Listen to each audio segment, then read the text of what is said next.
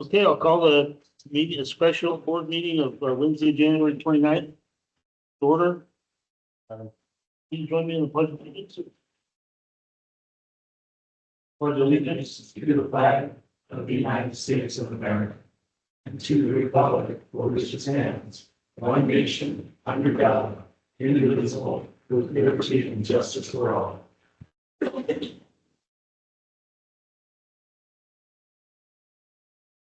Please call the roll. Okay. Director Underhill, Here. Director Thomas, I am here. President Davidson, Here. and Director Cicada is absent and Director Ratterman is on his way. All right, move on to public comment. This time, the members of the public may address the board on any non-agenda item. Public is encouraged to work through staff to place items on the agenda for board consideration. No action can be taken on matters not listed on the agenda. Comments are limited to 3 minutes per person. Is there anybody here present that would like to have public comment?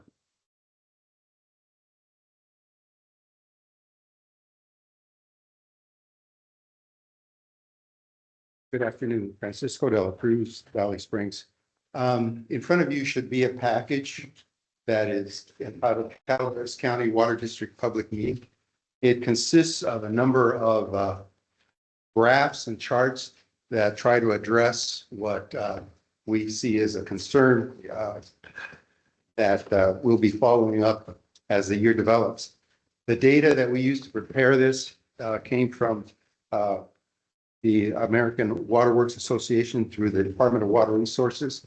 And it is data that was complete and not under audit. It is data that CCWD submitted to the organization. All we did was represent the various entities. We tried to compare Tuolumne County, Jenny Lind, Ebbets Pass, Copper Cove, and Ione in Amador County. And the things that we compared, if you turn to the third page, you can see the consumption versus losses versus the authorized production volumes. And if you look at the chart, you can see that Jenny Lind and Copper Cove seem to be having some issues with losses. If you look at the next page, you can see what the annual costs of those apparent and real losses are. And the last set of graphs look at revenue versus non-revenue water. And lastly, the annual losses per connection in US dollars. What we're trying to do is get our arms around this, and we're trying to use what is listed in the single sheet, which are the guidelines that the American Water Works Association has for water loss control. It talks about data collection and analysis, accurately measuring water input and output, analyzing, et cetera, et cetera, et cetera. So what we want to do is work with you to come up with a way to improve the customer engagement side and improve the performance monitoring and reporting. Because as much work as the field staff is doing, it's invisible to the ratepayer because there are no publications that CCWD is producing that would lend us to see what kind of progress we're making in reducing water losses. I don't know how familiar you are with this data because it is data that is submitted by CCWD to the state organizations. Unfortunately, because of time delays, et cetera, this is only the most current data available, 21-22 water years. We're looking forward to Damon's work on use of the SCADA system to improve some of the data that's used to make some of the decisions that will be important to choose what things to work on and what things can receive lower priority. Thank you. Okay. Any other? Oh, Michael? Mike Castro, Valley Springs. I'm going to ask for an item to be agendized for a future meeting. In this last month, having witnessed the horrific fires down in the south, I have a concern with what our fire hydrant service capabilities are, pressures, how many are working, how many are tested, what the status is. I may live in a golf course community, but I watch golf course communities burn down. So I'm very concerned. And I think it would be nice of CCWD to do a presentation and inform the public what our status is in our community. Are we at risk of burning down? Is everything good? Are they replacing bad fire hydrants? Whatever it is that's going with it. Are they pressure testing them so we know when our fire departments go there? One of the other weird things I would like to know is, I know lock antenna service by tank A and tank B. In a situation with a really drastic fire, how long would it take the fire department to deplete those water systems and then end up with not enough water or no water coming out of fire hydrants?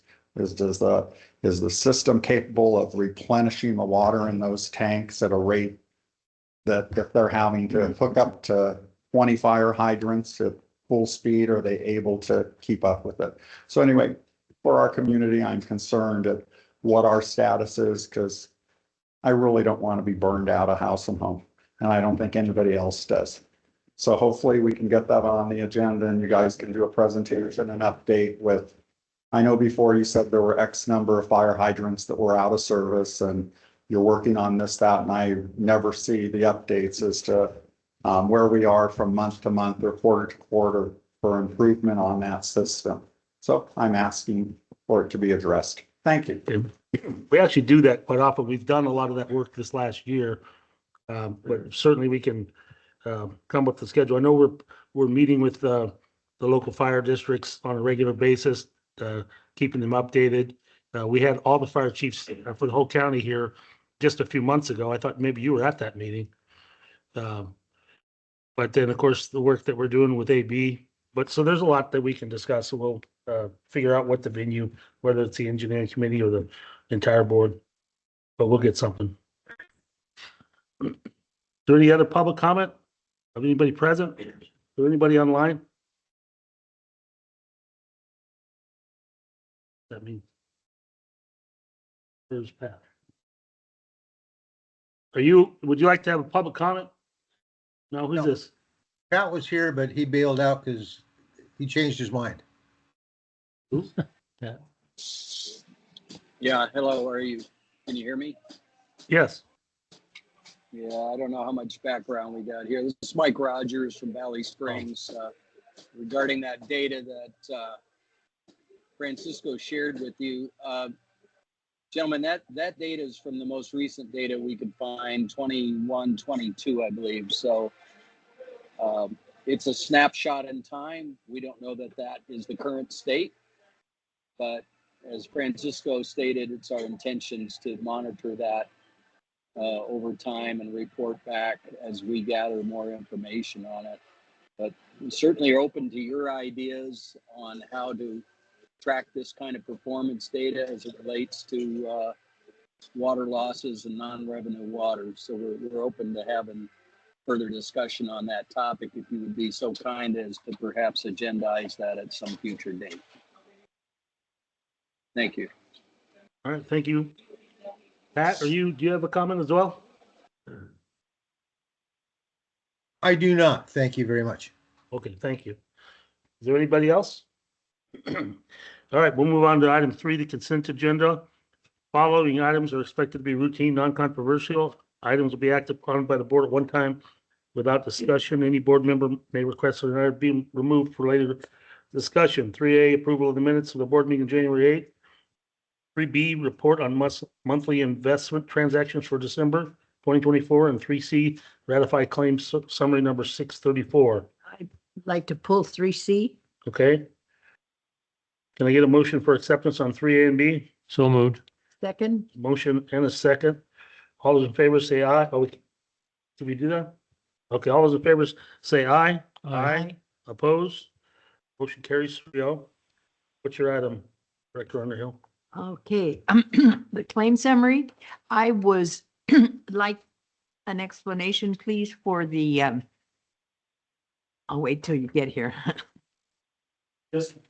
$4,288.06 to, I guess it's Charles and Gina Haggerty. And you don't have to tell me now, but you, What item number is that? On the Hmm. left-hand side? well,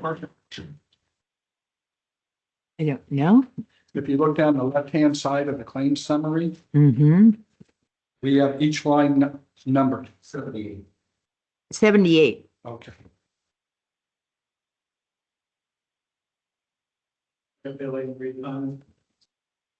That, I thought that was, for residential, that's, We'll have to get back to you on that. yeah, yeah. I don't know how much we can discuss people's personal accounts. Can we? No, we'll get back to you on that. But yeah. Good. Okay, the other one was another couple. We had a coding specialist and injection services. The number on that item, please. 100.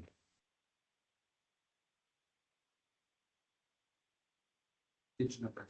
Yeah, so that's part of the Jenny Lane Clearwell construction project. But yeah, Damon, do you want to expand on that? Well, it says, Rehabilitating Clearwell to Jenny Lynn Water Plant, so that involves taking the roof off, putting a new roof on, and welding it to the existing materials. So in order to do that, they have to strip all the coating off of the tank. There's like a lab coating. Right, so this is essentially, you can call it paint, but it's not, it's a coating. And it's the NSF 61 approved, so it can touch potable water, and so that, there's an inspector, there's a certain window within which you can coat it. Right, and let's see, that's, okay, that wasn't the one. The next one was a kicker cement. I thought that was kind of a, So that would be, right, yeah, kickers are basically, temporary braces for, yeah, exactly, basically stabilized piping. So we could, for kickers, we can buy kickers, it's prefabricated kickers, and there's also that we would then buy, use for kickers. So that would be one. Okay.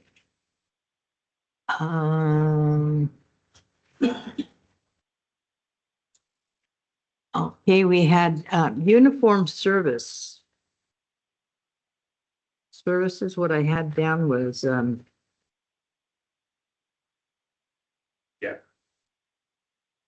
419. We now have 433. Did you find that one? 419, the UniFirst Corporation, is that what you're talking about, uniforms? Yeah, okay.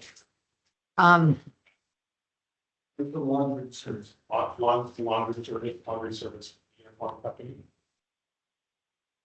Okay, I was just wondering about, I had two numbers. I'm sorry, I didn't forget it.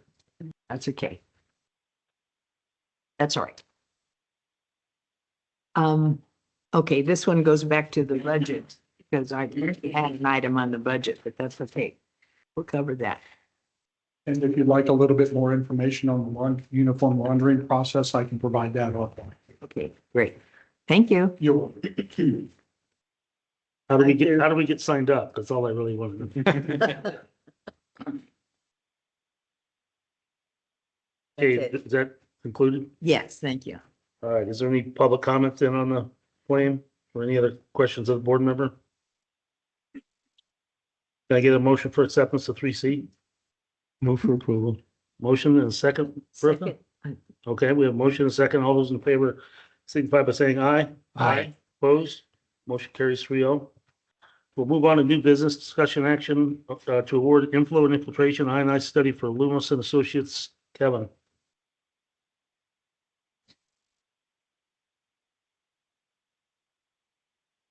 Good afternoon, Director. So I'm here to talk about the I&I study that we want to do for the lock antenna sewer service area. So there's basically three components in wastewater flow in the system. So you got your base flow, which is your wastewater flow. Then you got groundwater infiltration and inflow into manholes, and this caused from direct flow of rainfall. So the lock antenna service area is a good candidate for an inflow and infiltration study, an I&I study, because it experiences high flows during the wet weather conditions and a lot of sewer systems adjacent to waterways. So even though our system doesn't normally experienced sewer overflows. The district has experienced surcharges within the system during storm events and sustained precipitation. So there's significant growth planned for the lock antenna area.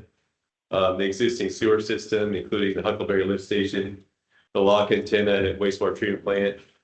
They're both inadequate to handle flows from new customers, especially when you look at the compounding problem from the I&I. So this study will help us understand the inflow and infiltration into the sewer system and provide a targeted plan to reduce the I&I.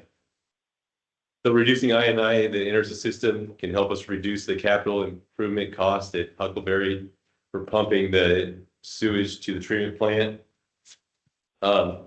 And also the treatment processes and the energy we use at the treatment plant, and also eventually storage of this treated effluent within the pond at lock antennas is going to become a problem. So sewer surcharging, backup and overflows also require emergency response to take away from the time our crews spend on their normal tasks. And it also costs additional money. So the district is working hard to value engineer the Huckleberry lift station project to try to lower the projected flows that come into that pump station. So the most cost-effective way to reduce the overall cost of these projects is to look at the I&I and how we handle the excessive flow. So we've been looking at strategies to fund these projects at lock antenna service area. And the state revolving fund, which is one of the main funding agencies for this type of work, requires you to evaluate I&I before you can submit an application. So we thought it was a good time to, now that we're doing the designs of Huckleberry and lock antenna wastewater treatment plant, to look at the I&I and address any issues within the system. So the proposal's for $101,000, and that includes the desktop studies and flow monitoring within the system. Depending on what we come up with the flow from the flow monitoring, the desktop studies, we'll need to do closed circuit television inspections of the system and the manholes. And we don't really know the extent of that yet until we get the flow monitoring data in. So our capital improvement program budget's $150,000 a year for capital I&I improvements within the system. But we have sufficient budget within the engineering department to handle the study within the department budget. So we're kind of trying to determine what it would cost to do CCTVing. So say we had to do about 7 miles of CCTV, kind of estimate that would cost about $80,000 on top of the $101,000 that the initial study cost. So we're here to ask to get going on this study. Normally we would have taken this to the engineering committee before we brought it to the full board, but this is time sensitive with the rainy season coming up. So we have to put this on. Let's hope we end Let's up hope with a we rainy get- season. Let's hope that there's rain season coming. Well, usually in February and March is when we get the worst rainfall down there. So Well, I mean. Yeah. I'll bring my questions up last. You have any Okay. questions? Yeah, I&I, this is not a new, subject. We've dealt with I&I before. Yeah. And so, have we learned anything from previous things that we don't have to spend $100,000? yeah, some of most of our CCTV information is over 10 years old now. And now that we're looking back at these Huckleberry lift station projects, and then we did a 50% design, we did a cost estimate on Huckleberry, and it came in well above our projected amount. So we're trying to look at affordable ways for the long term to try to reduce I&I. Maybe this I&I improvements don't have to be done right now, but we need to be able to justify the design of Huckleberry going forward. So Yep. the I&I is a big component to be able to reduce the size of this wet well that we have to build for Huckleberry. Applicant says, so our collections crew, we have 4-member collections crew, that they do understand generally where the problem areas. so Well, to that's, speak, of the that system was, could be. that was my question. But we don't generally have enough time as a collections crew to really zero in over a period of time. to get to the root or the heart of the issue in order to develop a plan to repair, because we're, with 27 lift stations around Lake Tulloch, 31 lift stations copper alone, and then 45 total. And we have just a vast amount of collection system infrastructure that our guys are working to maintain. So this gives us an opportunity to really zero in on the areas that within the La Cantena collection system that we would suspect would be the kind of the largest culprits, if you will, of I&I. Yeah, Les, do you have any? Yeah, Damon, you and I talked a little bit about the equipment that the district owns for doing smoke tests. I'm like Bertha, I'd like to see this number be as low as it possibly can be. So, I mean, we have people that are trained to use that equipment. I'd like to see them go out and identify, if you see smoke coming out of the ground, that's a very strong indication that water can get into the system from the top down. And this, it kind of makes me nervous when I see a TBD, a to be determined price on some of these consultants' work. So, I mean, that 80,000 that you were talking about, Kevin, that is kind of the worst case scenario. You think it might be significantly less than that? I'm hoping that's worst case scenario. We're gonna try to, we'll put these strategically placed with flow monitors and to try to zero in on the locations where we most likely find the inflow and infiltration. So the idea is to try to maximize the, and depending on what we see, if we see a lot of infiltration, it may be sports CCTV, that means coming in down low in the pipes. If we see inflow and if we get enough, a large enough storm event where the water can come in the top of the manholes and that type of stuff, maybe it's manhole inspections that we need to do instead. So there's this desktop study and the recommendations that Loomis is going to give us kind of guide us in the right direction on what we should be looking for. And yes, we will deploy smoke testing equipment, and our crews would be involved with the consultant to try to minimize the amount of actual work that they have to do compared to what we would do. And we also own our own camera equipment. We do. We own our own equipment. Yes. Yep. Okay. All right. Based on your past experience, would it be better to do the smoke testing in this relatively dry period or wait till it rains hard? Well, there's a sense of urgency to start smoke testing. We do anticipate some rain next week, which is a good thing, but the week after is when we plan to start smoke testing. Smoke testing requires very comprehensive public notification. So we need to notify the fire department, make sure the residents are notified as best as possible, the police department, because you can imagine if you have a ton of white smoke just billowing out of the neighborhood, that you're gonna get fun. Billowing out of somebody's downspouts and gutters. Exactly right. Yes. So we want to make sure that we get ample time for public notification, and then we can get moving on the work. Yep. So Oh, that happens. it happens. Yeah, no, they end up hooking up to their sewer. They hook their gutter system up to the sewer. It's happened many times in La Cantena. Yeah, that's not causing our big problems, but No, but it definitely is. Yeah. We'll definitely see that. Yeah. We will see broken cleanouts. And, but really kind of back to your point is we would love to get this smoke detection equipment also near to manholes near grouse and near St. Andrews and Cottonwood, the low lying areas of the system to really understand what's going on. Okay, there may be some people here that don't understand how the smoke testing equipment works. Can you describe how that? Yeah, so the smoke testing equipment is essentially a motor with a fan, and it's the size of a manhole opening. And the exhaust has a plate over it with an apparatus where you can essentially drip vegetable oil or some sort of oil onto the hot exhaust, and it creates smoke, and then blow that smoke into the collection system. And as you can imagine, smoke is going to find its way out. And so then you basically watch and locate areas where you see smoke coming out of the ground or out of a broken clean out or out of somebody's gutters. All right. Any number of locations, really. Thank you for that. anything else? Nope, that's it. I have a couple concerns. The one thing, just from my experience there, because we do, I mean, we had high volume of water over the last couple of years.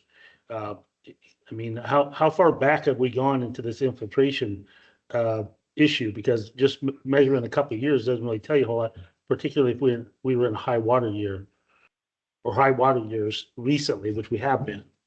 So I'm just curious because La Quintina is, I mean, I play out there, all the time, and it's just famous for, spots that will stay wet for, into the spring, just because, the groundwater hits the rock and it comes out at a low spot, just kind of like our issue at there at Vista del Lago.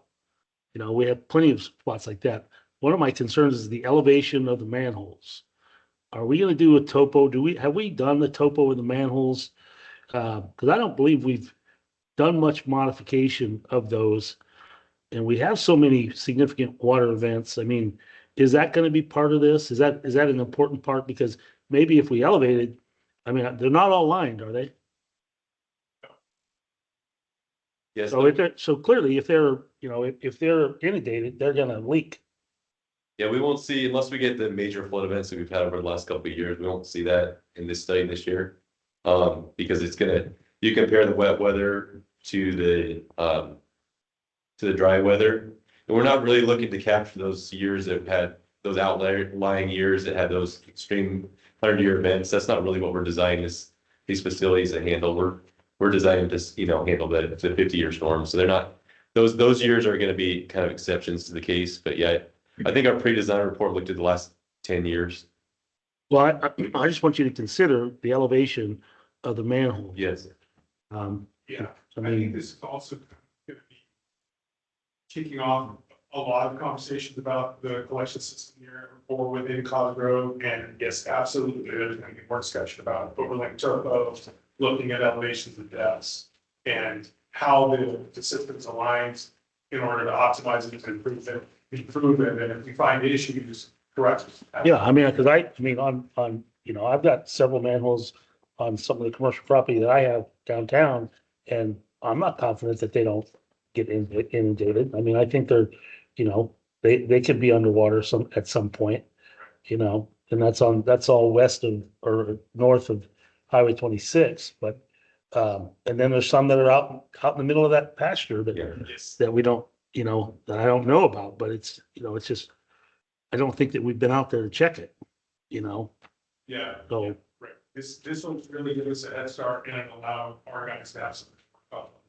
Well, it's absolutely important to do this before we get into, the design study, because, we should be able to find capacity without making any modifications, just to repair the infiltration. So, yeah, I mean, I definitely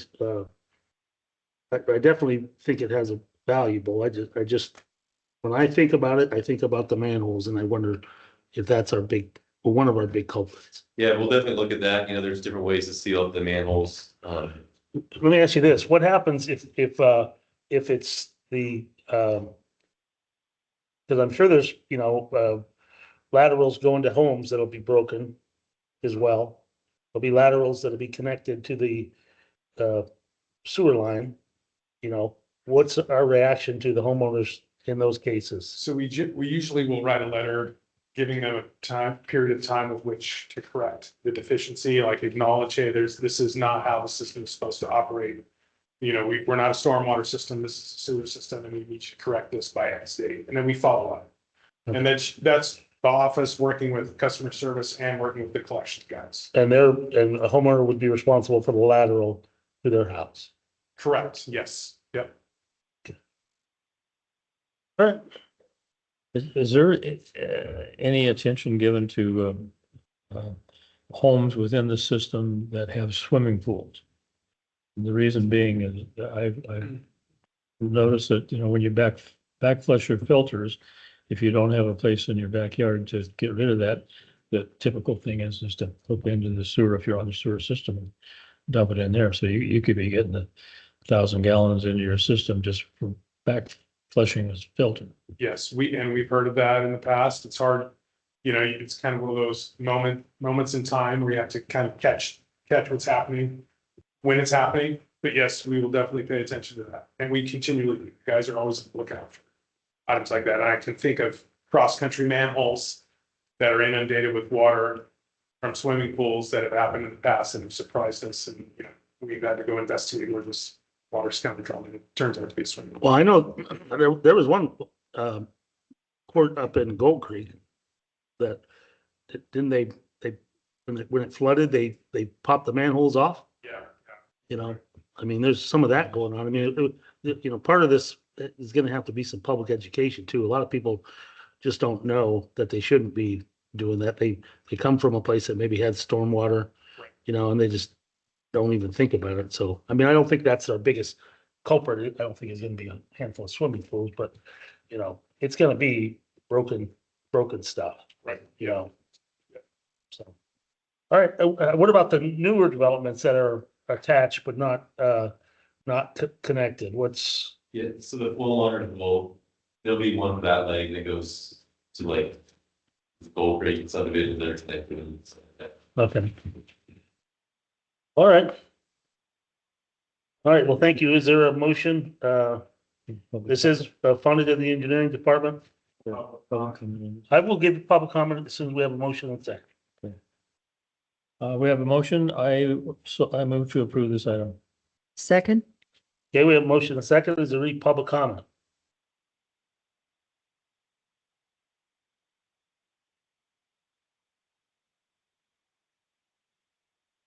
Thing that I'm hearing, Mike Castro, Valley Springs.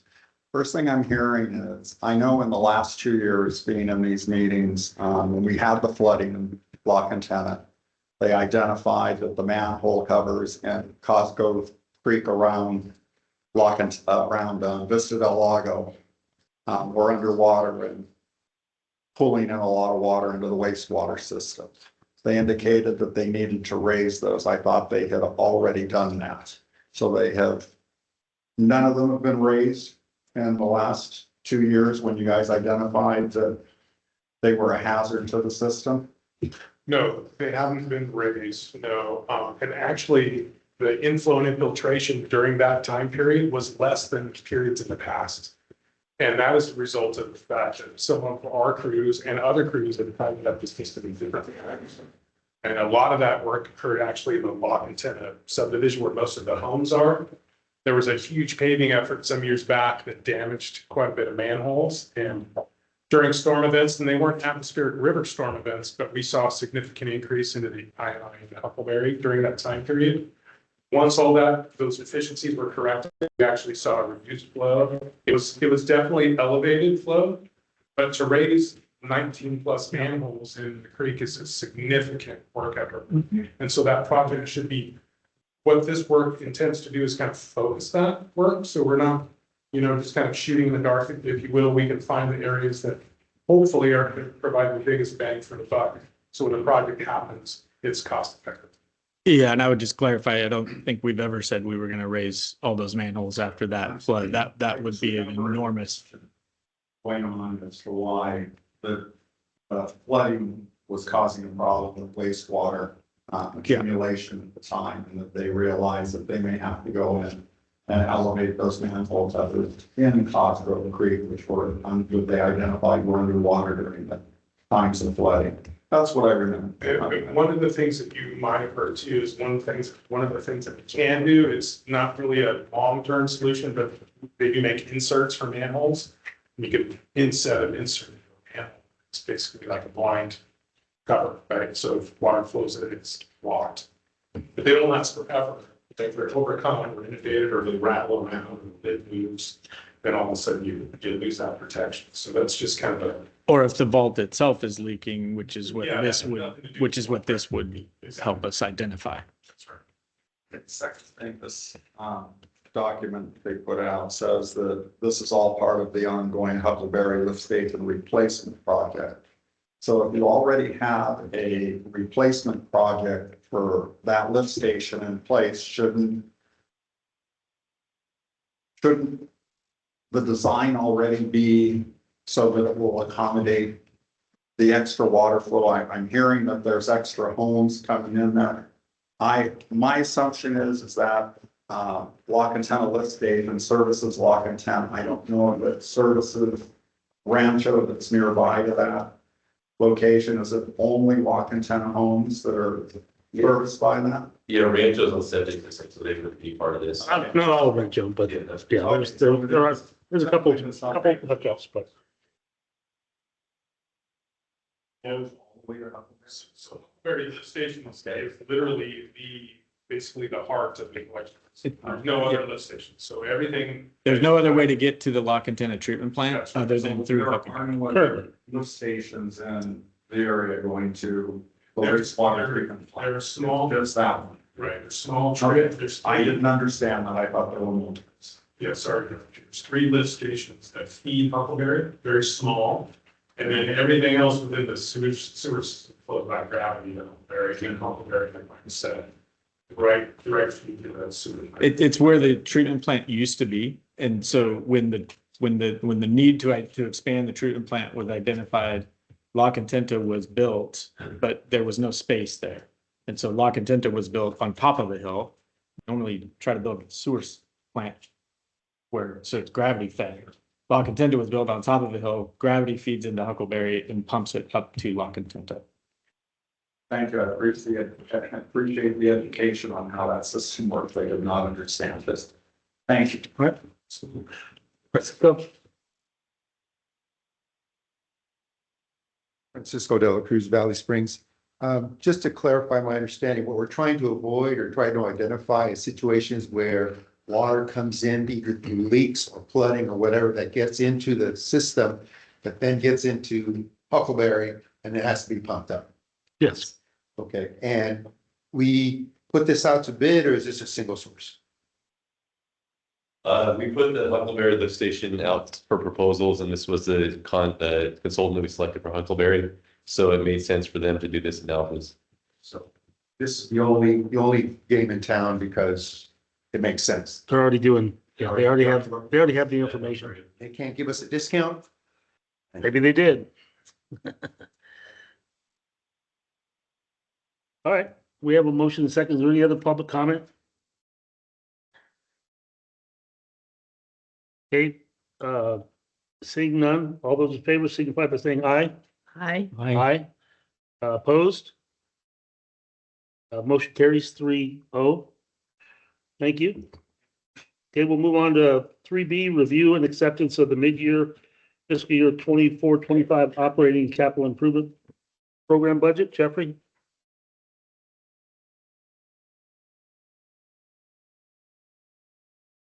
Good afternoon, Mr. President, members of the board. The item before you today is review and acceptance of the mid-year 24-25 operating CIP budgets. You have the PowerPoint?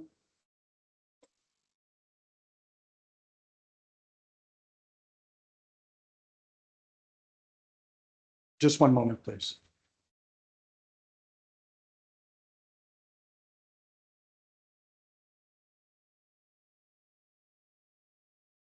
As they bring up the PowerPoint, our mid-year review is one that takes a look at all revenues and expenses through December 31st of 2024. That's the first 6 months of the 12 months fiscal year. However, to put that into perspective, we're always generally a month behind in paying our bills. So the data we look and analyze is for the generally 5 months worth of bill payments, which is obviously July through November. However, sometimes we only have 4 months. So it's kind of you have to do a deeper dive. It is a projection, and I want everybody to understand that. Thank you. Also, when we look at different types of revenues coming in, and I've mentioned this in the past, property tax revenues generally come in after December 31st. So those numbers are not included in the year-to-date actuals.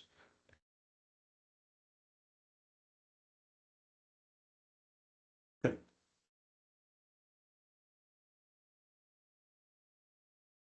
As of December 31st, in looking at the revenues, we're about $11.9 million, which is 33% of the budget. The biggest, one of the third largest component of our revenues is property tax. That is not included in that number.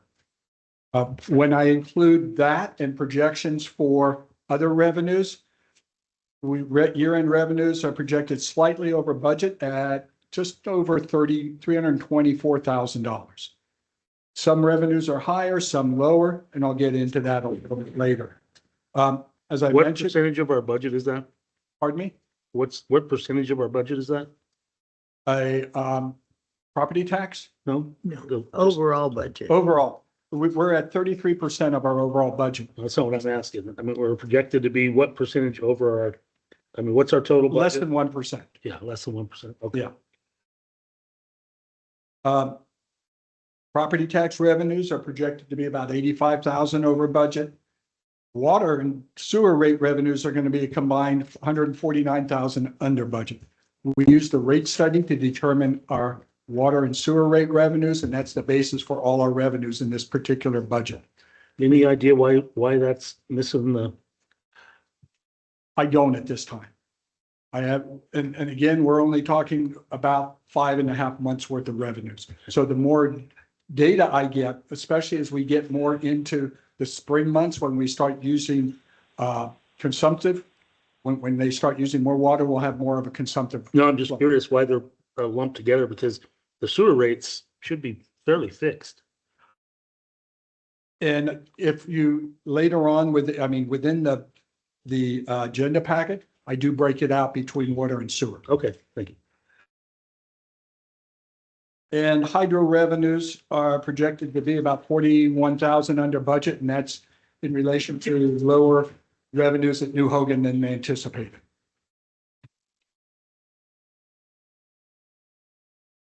On the expenditure side, we're a little over $12 million on expenditures, about 34% of budget. Year end are going to be about 1.5 million under budget. The biggest driver of that is vacancies. We have about $1 million worth of vacancies. We've had an engineering position that's been vacant all year and some other positions that are vacant. We know we have a vacancy as a district engineer, so that's the biggest driver here. We've got about $44,000 worth of savings in services and supplies and about $94,000 in capital outlay. And I'll get into capital outlay in just a moment. Materials and supplies are estimated to be 83,000 over budget. Damon and I have talked about that. There's a number of items in there. Some of those are not actually materials and supplies. They're more equipment that were misposted to materials and supplies and should be in other objects. Pumps and motor repairs are over budget by are projected to be over budget by about 41,000. We continue to have pump failures out there, both on the water and the sewer side. And that's why we see an increase in that budget line. Chemical costs continue to increase each year. And this time we're looking at a little under $44,000 of being over budget. And Can we go back to the generator repairs and fuel expenses? This is just, multiple radiator failures. That just, Yeah, so it just blows my mind.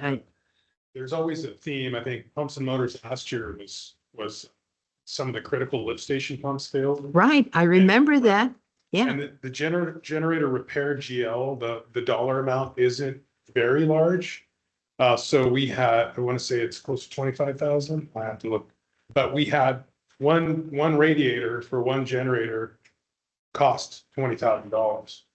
I mean, it's 8 feet tall and, weighed like 580 pounds. So one of those failures can just kind of. Is that a supply chain issue as well, or are they pretty accessible? Well, it was through CAT. I think we waited a few months. It wasn't as bad as some of the material supplies have been, but across the board, radiators for these 600 kW and 400 kW generators are just expensive. And that's kind of what we saw this year. And we can also rebuild them. So some of the repairs that came out of this GL weren't just wholesale replacements. They were rebuilds or, excuse me, tank repairs and re-welds. And so, our guys are very judicious when it comes to replacement, but that one, that generator, radiator alone for Copper Cove raw water, kind of took out the GL, so to speak. Yeah, because there was a statement in here, there was also the need to refuel the generators in the Copper Cove area due to the district's response to the Arrow fire. You know, is that a Well, big, there's significant fuel that happened there, but the prime mover in the GL overage and the overage for the year will be repairs. And there were some key radiators, Copper Cove, let's see, there was, Copper Cove, Arnold wastewater and Saddle Creek main lift station, Lakeside lift station. All of those had radiator repairs. And so the Copper Just- Cove, are they about the same age? Oh, they are. oh, okay, that, Yeah, you know, those are that's the a. same vintage. Mhm. So Copper Cove is 25K and everybody else, all those failures were over $5,000. And that's all in. So it's not just radiator or the repair, but it's components and what have you. All right. And Dave and I have been talking about that, and the account that they put in is fuel radiators. I mean, fuel generators. We're thinking of splitting out and creating a new account just for the repairs. So you have it easier to identify what is fuel and what is repairs. Right now, with it's combined, it muddies the water, so to speak. So that's kind of what we're thinking about, to And make it it'll more muddy- transparent. It's not going to It'll muddy change the the water numbers. more because you're going to be creating new accounts. No, it's not going to change the numbers, but instead of seeing fuel generators, it'll say generator repairs and fuel generators. So it'll be easier to understand as we explain the failures. Well, I mean, people should be damn happy. We have so many backup generators and the ability to move them around and do things that haven't been being done in some of these other areas that have been burning to the ground. Yeah. So I have no problem with explaining to people that we're trying to keep them in operating order. Right. No, but the key was they all are about the same age, and that was what I was concerned about. Yeah. Okay. The next item is repair and parts. I'm sorry, Rick go ahead. Thomas has some. This is kind of for Damon, but generators, I mean, we've got a 30-year-old generator at Copper Cove that only has like 300 hours on it in 30 years. So if there's a radiator that needs to be repaired, to me, that would seem to be a corrosion problem. Do we, are we using the right kind of coolant in that radiator? Yeah, but I definitely there was corrosion associated with Copper Cove raw water radiator for sure. And so I think the guys are always kind of paying it, and this was a theme. So once the guys identified, oh my gosh, this is a critical issue. This is a big radiator. Let's go out and let's flush everything that we have. Let's clean everything out that we have, and let's see if we can ferret out any issues and handle them now so they don't catch us by surprise when it's, critical moment. Right. And so I think to your point, these issues kind of were brought to the forefront of our mechanics' minds. And so moving forward, corrosion is always going to be one of those things they check. Okay, there was a repair station in Stockton for radiators. I had a Caterpillar grader that I took the radiator off and had them rebuild it. It was, comparatively speaking, it was an $800 repair, but it was a lot less than buying a new radiator. But are you aware of a radiator repair place? They're far and few between, but I want to say our crew brought some radiators to somewhere in Sonora. I don't know if you recall that, but I want to say they went to Sonora to get, some of these were repaired. Yeah, Okay. They were rehabilitated. Yeah. yeah, I remember a big vat that they rod the radiators out. It was like half the size of a swimming pool, huge generators. Anyway, just reflecting on the old days, huh? Yeah. All right, can we move on past generators, please? And I know you have a full afternoon of events, so I I'll do. push this along. repair parts and expenses, that's over budget. We've had some work done on the gap vacs and some older equipment up in Ebbets Pass, Copper Cove backhoes, and the 2004 backhoe. So those are repairs that caused it to be projected to be over budget. Professional services and admin services is projected to be over budget. Part of that is due to the implementation of Tyler, the financial core, plus some additional work that we may need on the utility billing system. That just really doesn't sit well with me because it says there will also be additional costs associated with fixing the utility billing. You know, we converted. And we've gone through all of these things and we're continuing to go through them.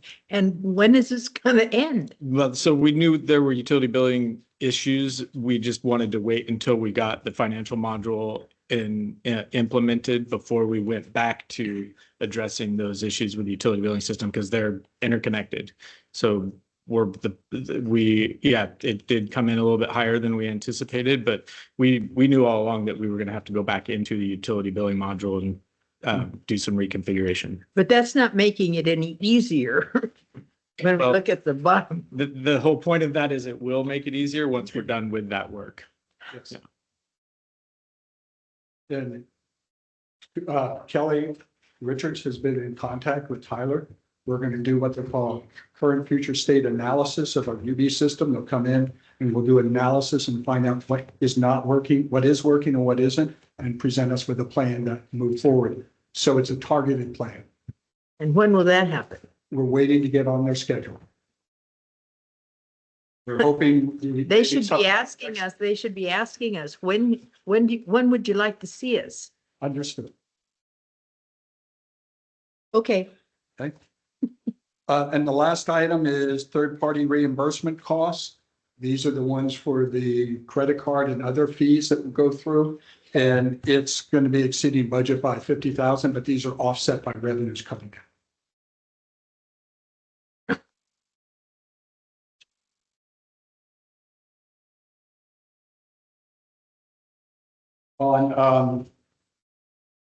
Here's a fund summary of all the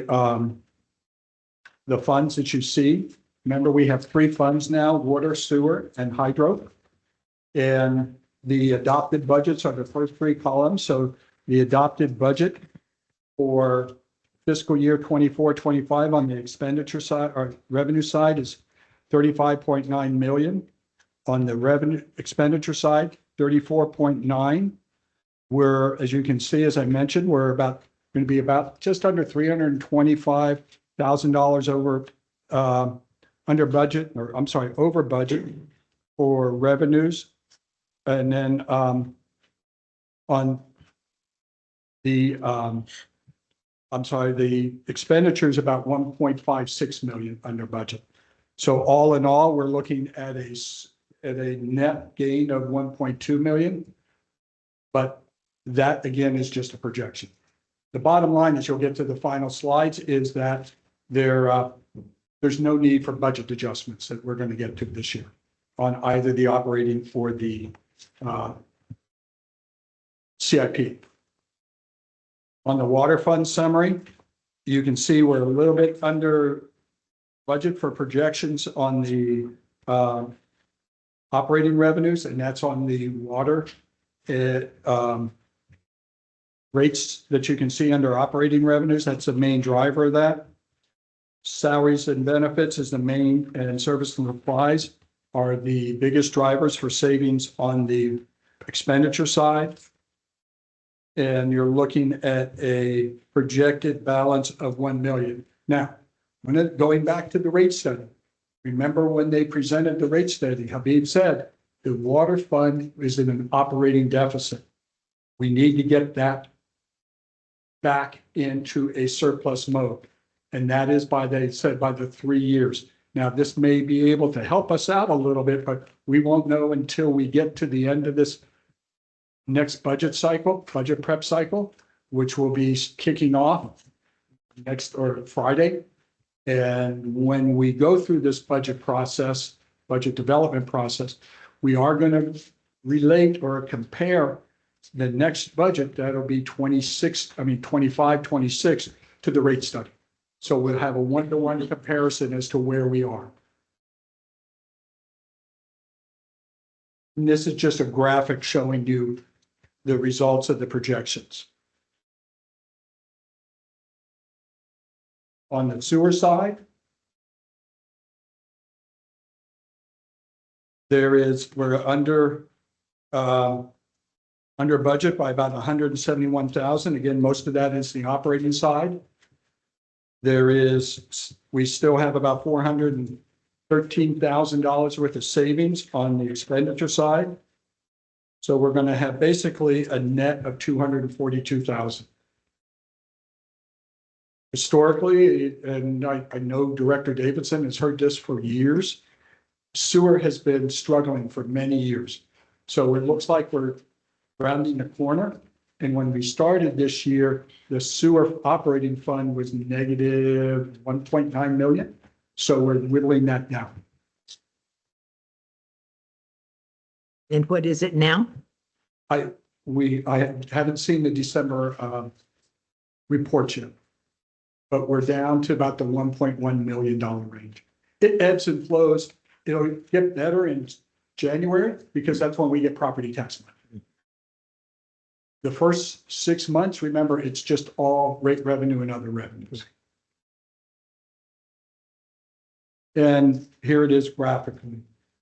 On the hydropower fund, we're projecting to be a little under revenue on the non-op, and that's basically due to the lock intent, New Hogan. The revenues aren't what they projected to be, and part of that could be driven by rainfall. We're hoping that it'll pick up this springtime.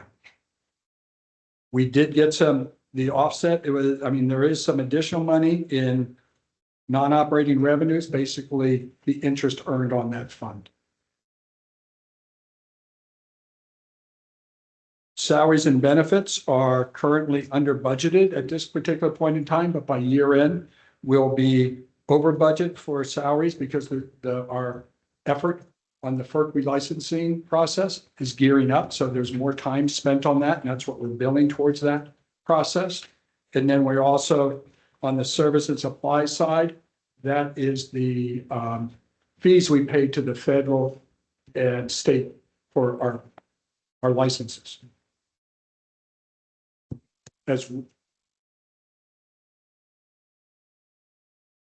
And we do get reimbursed on those.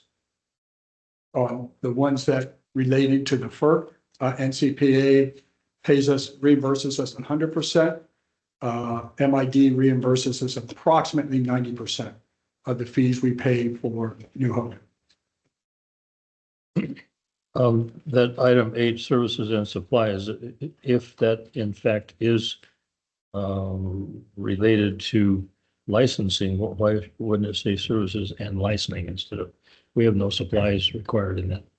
It's a general category that we use. We break down salaries and benefits, service and supplies, capital outlay, and debt service. Those are the 4 and transfers out. Those are the 5 categories we group all our expenditures in. Okay.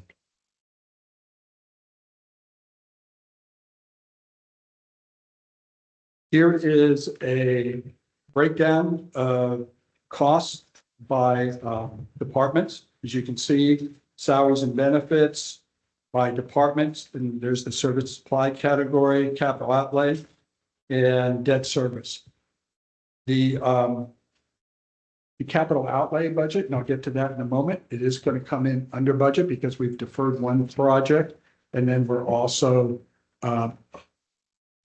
some delays in getting new trucks that were included in the budget. Now, I don't know how much you want to go into detail. This was not included in your agenda packet. In your agenda packet, I provided detail by fund. This is a roll-up of all funds into one spreadsheet. But it's a combination of the ones that you received, starting on page 3 of the handout. It includes all the detail by fund, because remember, we now have to we are accounting all our activities by fund, water, sewer, and hydrant. In the past, we've rolled them up in our budgets. Now we've been splitting them apart. I just put this together just in case you had interest in looking where we are in totality. It's a lot of numbers.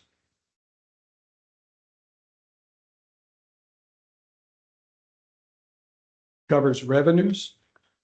As you can see, under the first line item, line number 3, water sewer sales, being just under 150,000 under budget, it's less than a 1% decrease. And it's not when you look at the overall projected budget. So we're doing pretty good, pretty close there.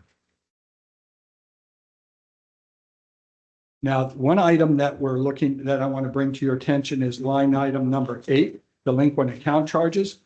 We still have not gone through that process of issuing reminder notices.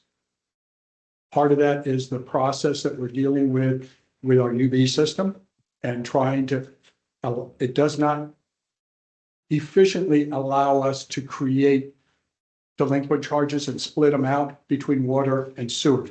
They all go into water. So we're working through that process. I think that would be yeah. Let's fix it. Yeah, we are notifying, we're letting people know, but, and we're hoping that will spur them to make payments, but we're behind in our revenue projections on this.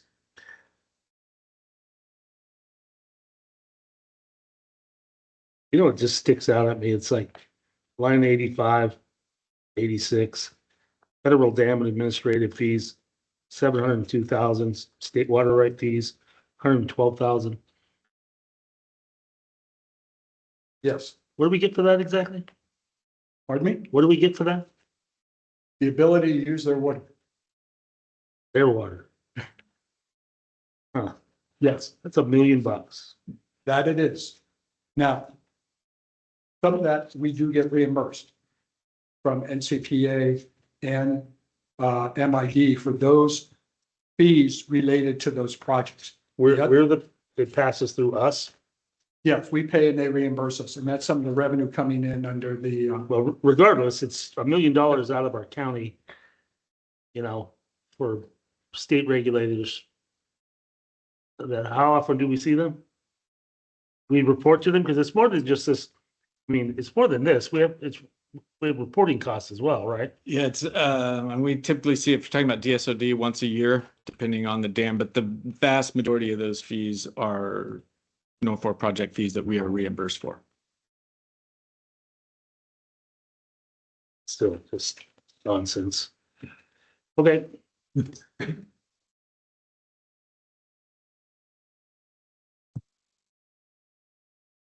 How do you really feel?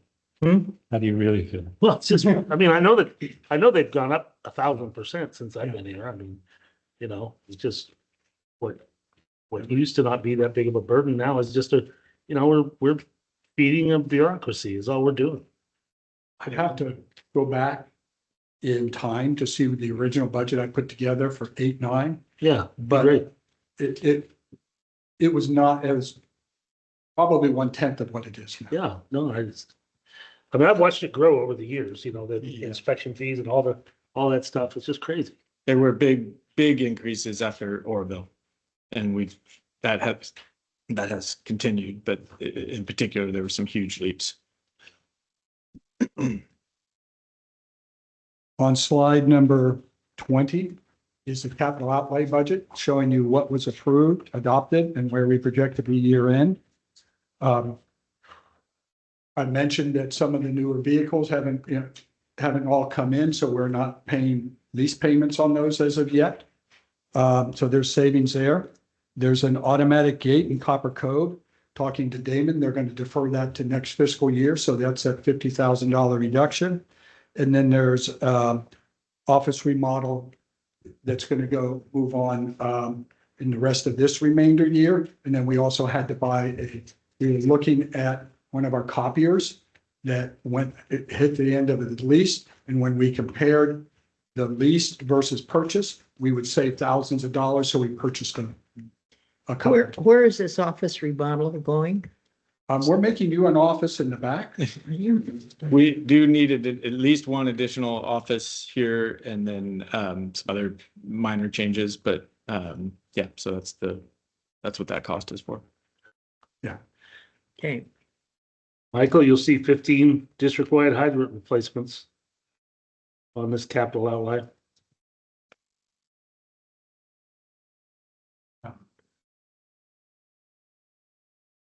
Well, take my word for it. it's up there. We'll make it available to you. We should have, yeah, we'll make them available. Okay. As I mentioned, there's no budget adjustments required for this Should have year. underlined that. I will, Yeah, and yeah. neither operating or CIP. So we'll have Kevin to thank for the CIP. What's the down fuel break project? So that's a grant, Forest Service grant that was brought to us through the CalAm team. We're in the process, hopefully getting that out to bid soon. So it's a part of the continuous fuel breaks, part of the strategic fuel break from Arnold to Right. Murphy's. That portion of it is the next piece. And so we are the fiscal agent, will be the grantee, and we'll be bringing a contract to the board probably in March to award that contract and get that work underway. Is that to rehab that fuel break? No, Or just to it's expand a new fuel break. No, it's a new portion of the fuel break. We talked about, I don't want to dive too far in the woods, but at the Upper McCollum Watershed Authority the other day, where we participate with that Amador, Alpine, and East Bay Mud. And we're rehabilitating about 4,000 acres a year in the McCollum watershed and trying to bring these fuel breaks, after we complete these projects, to do a final report that says it needs to be done again in a certain amount of time to try to get the Forest Service to kind of get on board with, this isn't a one-time funding thing. Yeah. They have to be maintained like any other, piece of ground. So anyway, I just wanted to bring that up. Yeah, and that project will probably flow into next fiscal year.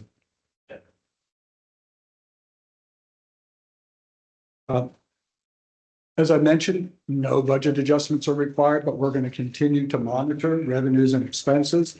We will continue to submit monthly budget status reports to the Finance Committee and bring any negative trends or any outstanding items to your attention.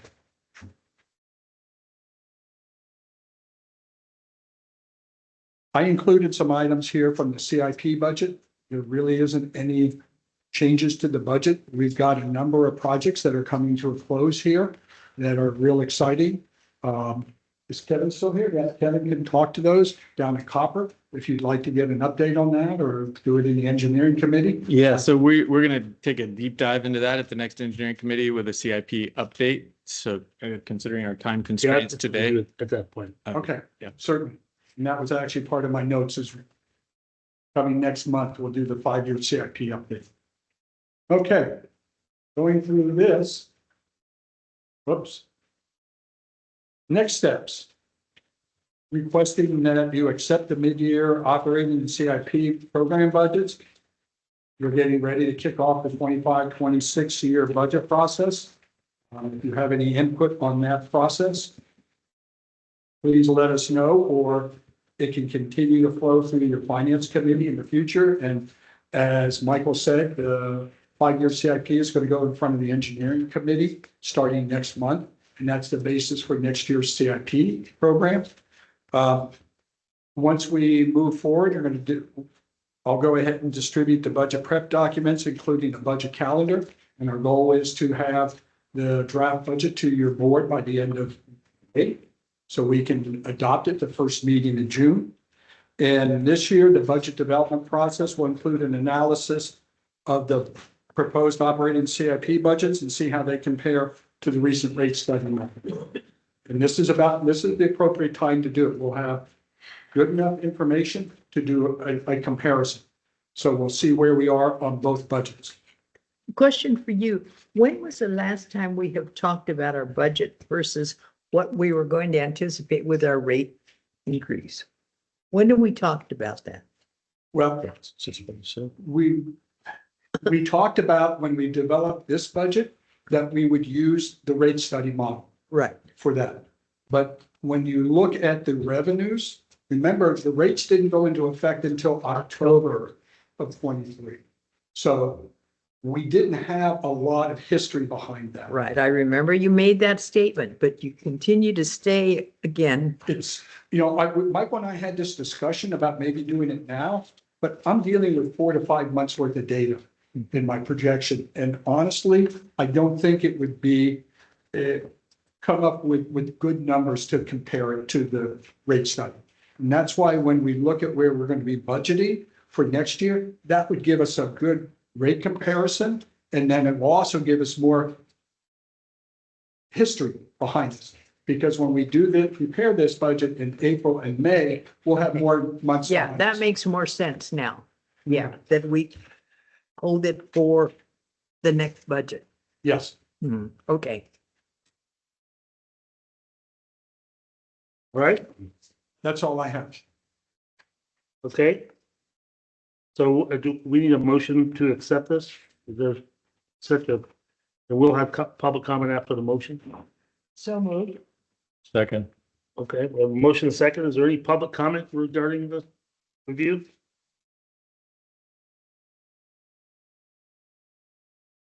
Francisco de la Cruz, Valley Springs.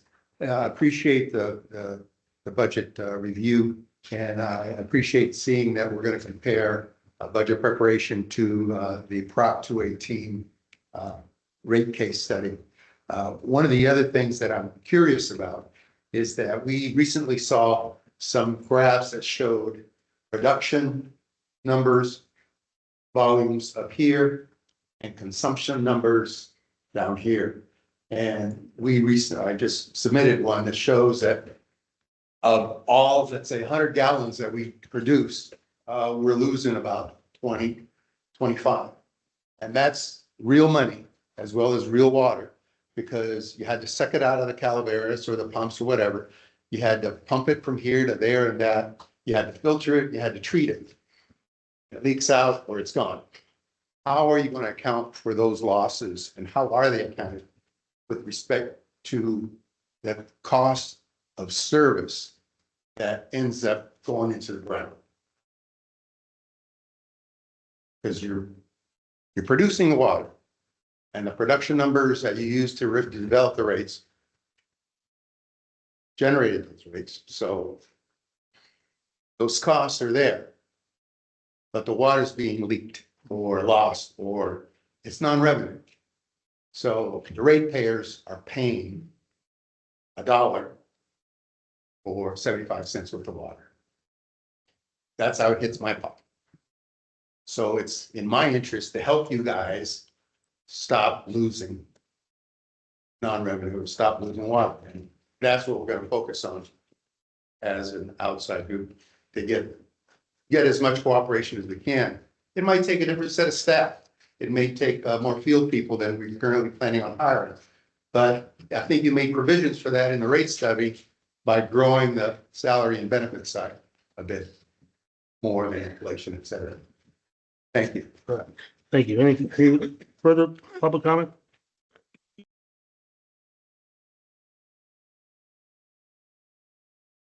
Castro Valley Springs.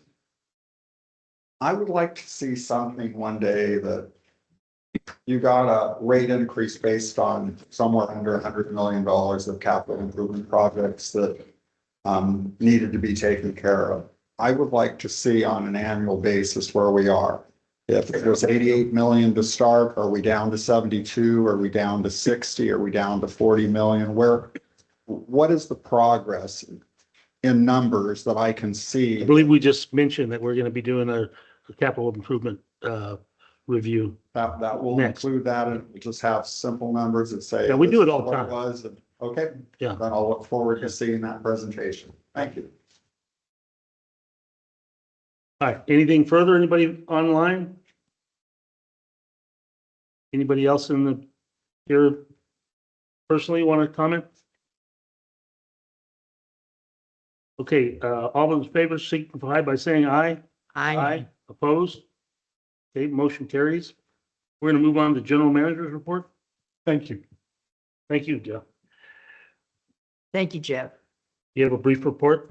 You know, I always say I have a brief report and then I always talk for a Well, while. we're on time schedule. This, here, Jeff. this time I am actually gonna defer my report to the next board meeting. Let's move on. All right, perfect. I finally delivered on that promise. No pressure, Bertha. Do you have anything to report? Efficiency in government, huh? We're waiting for rain. No.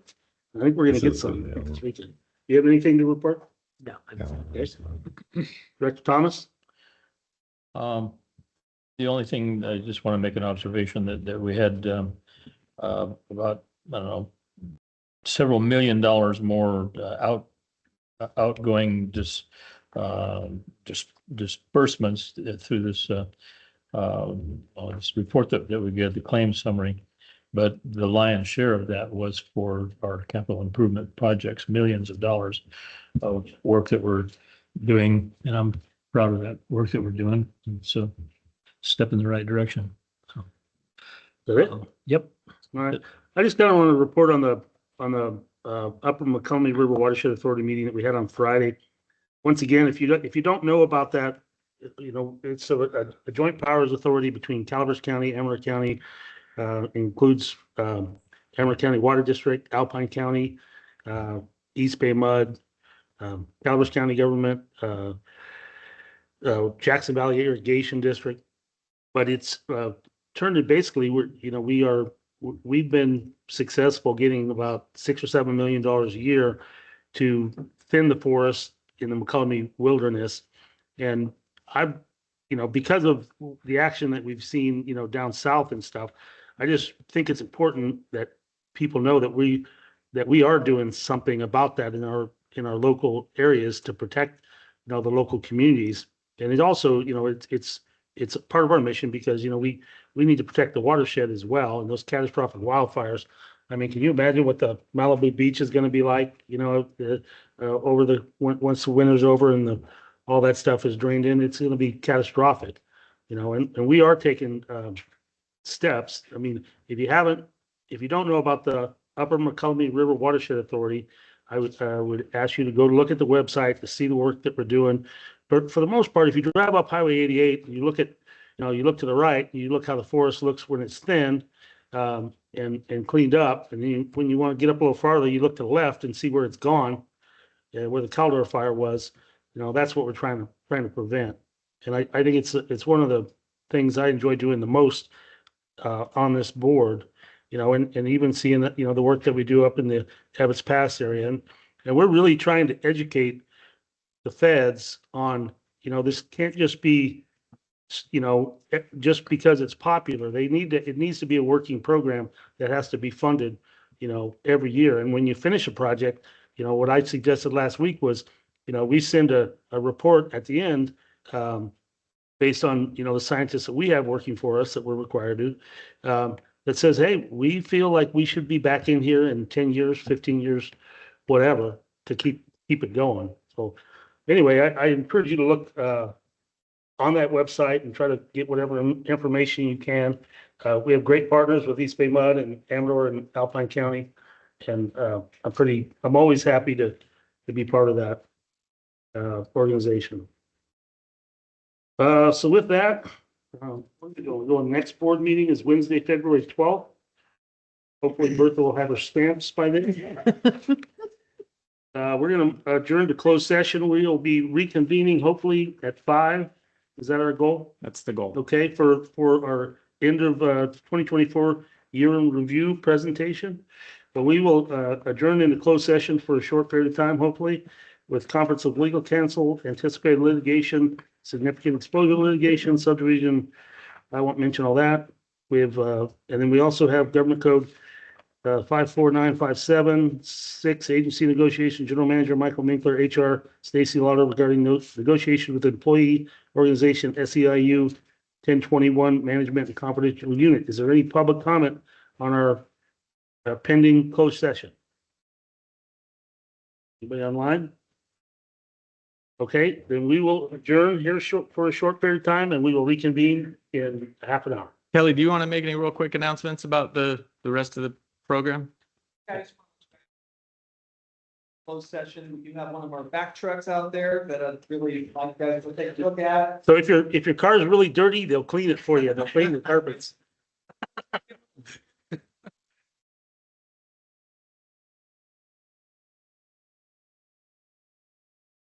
If you just came in, there's iced tea, coffee, and cookies over there.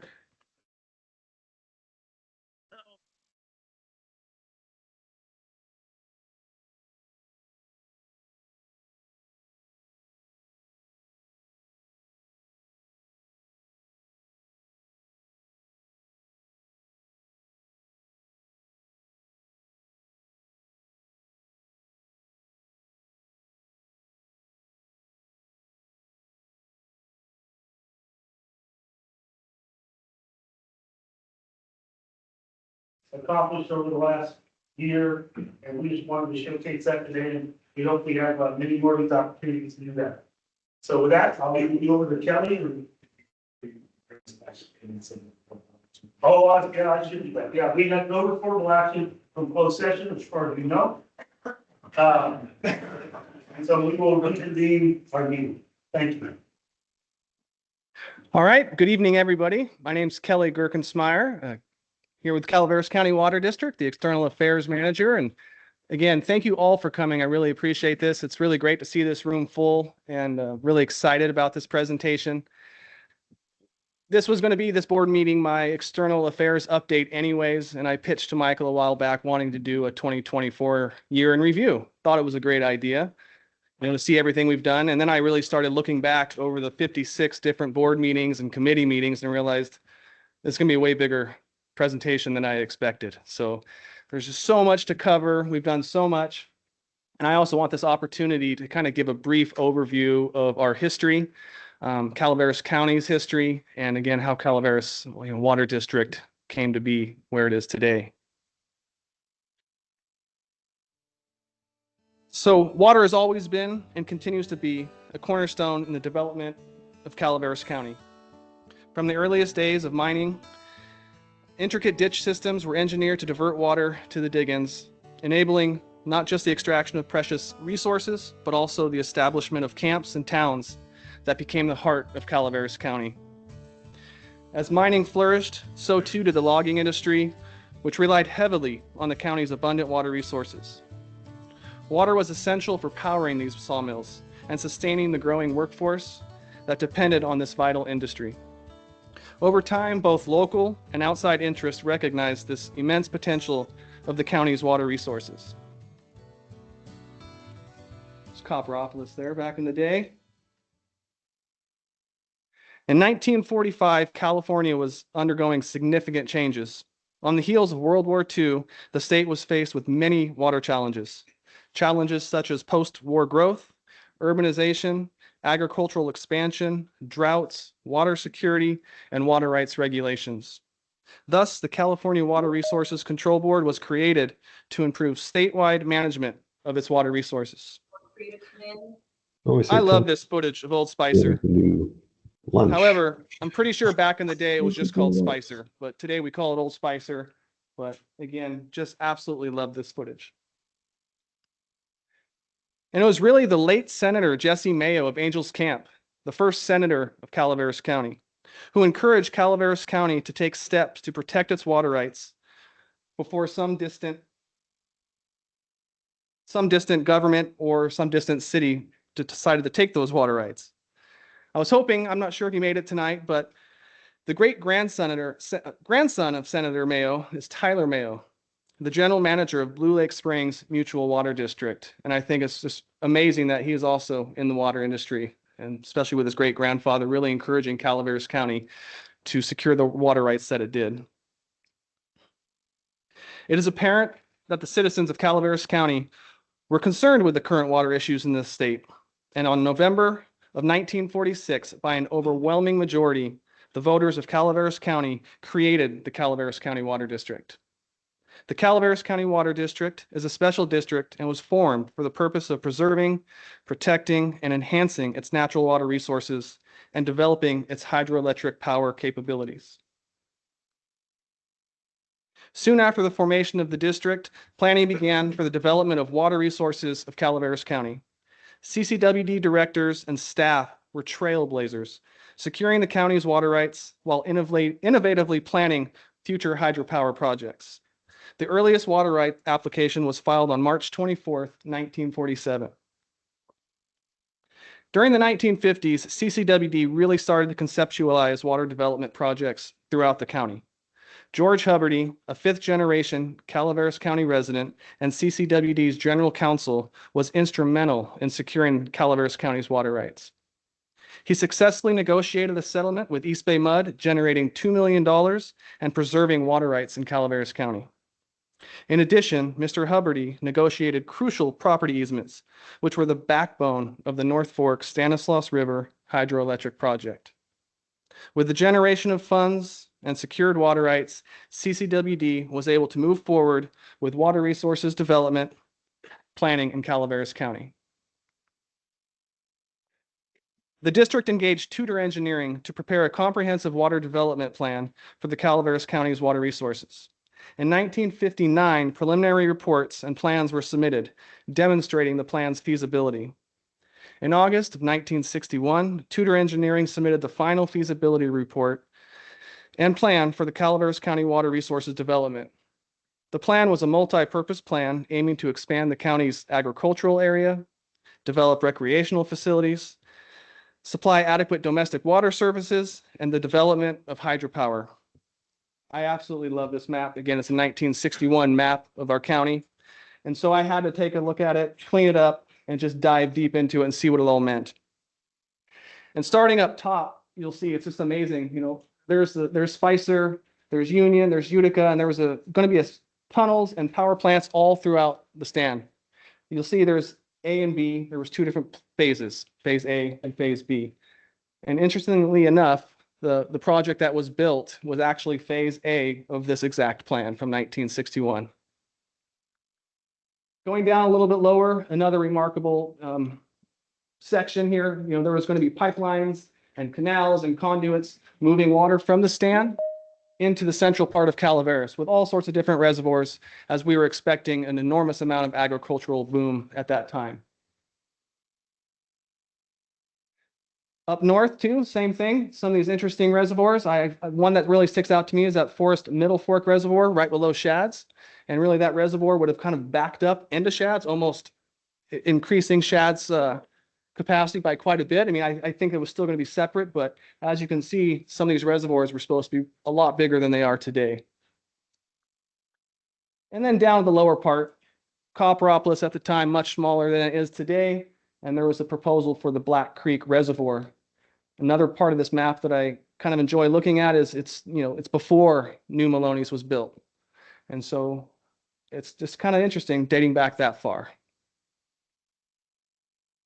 The 1960s and 1970s were marked by extensive water resource planning efforts. In 1963, the first power license was filed, followed by lawsuits over water in the mid-1960s. And in 1966, the Water Board issued key permits. And by the 1970, compliance with emerging environmental laws became a central focus. I would like to read a portion of the 1978 resolution once the agreement was in place to construct the North Fork Stanislaus hydroelectric project. This resolution was in February of 1978, so just a few months before I was born. I think it's kind of cool. So here it is. The intent of the Board of Directors of the Calaveras County Water District is to disperse and utilize the funds equally within the county to encourage the development of water resources locally for the benefit of the people of Calaveras County and its future generations. Since its founding in 1946 by the citizens of Calaveras County, CCWD has remained steady in its mission to preserve, protect, and enhance our precious water resources. This mission is not just what we do, it defines who we are as a community. The North Fork project stands as a testament to that identity. It represents years of vision, collaboration, and dedication. After decades of planning, perseverance, and hard work, the North Fork Stanislaus River hydroelectric project was completed in 1990. This project is more than infrastructure. It's a legacy, a symbol of what we can achieve when we come together with purpose and resolve. It reminds us that our collective efforts today will shape the future of our community for generations to come.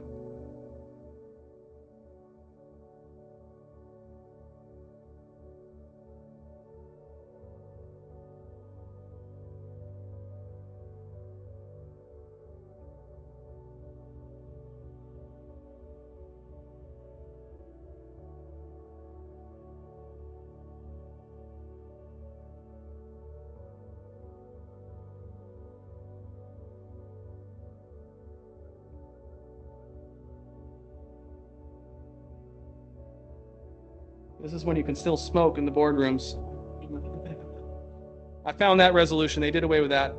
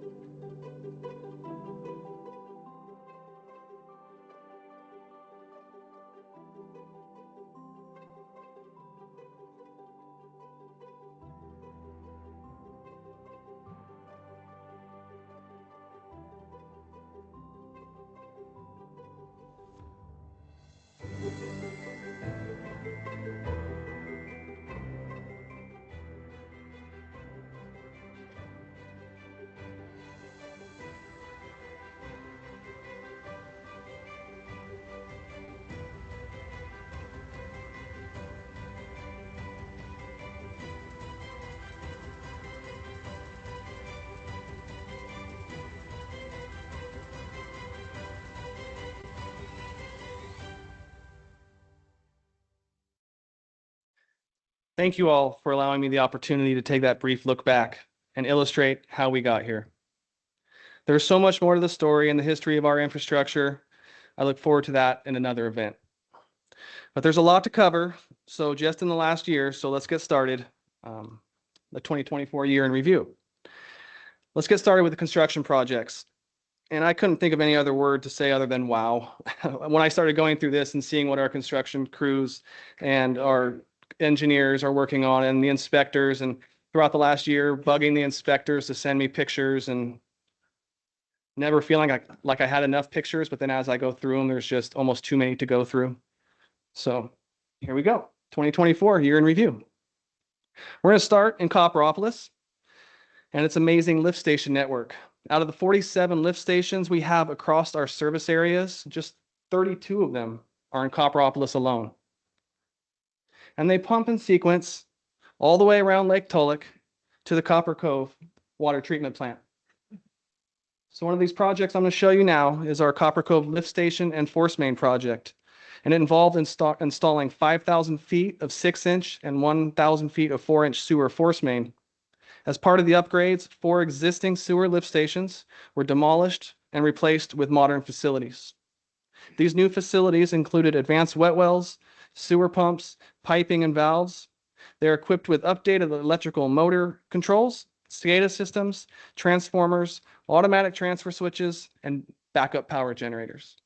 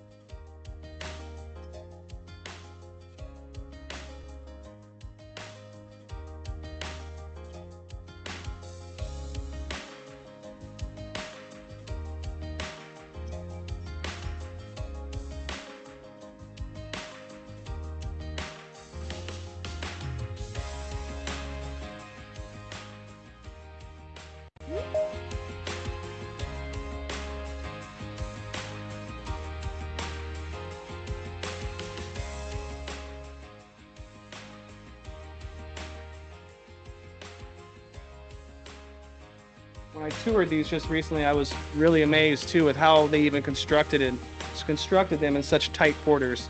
Some of the area down there in Poker Flat was just so tight, and it's just really remarkable how they did that and how good it looks.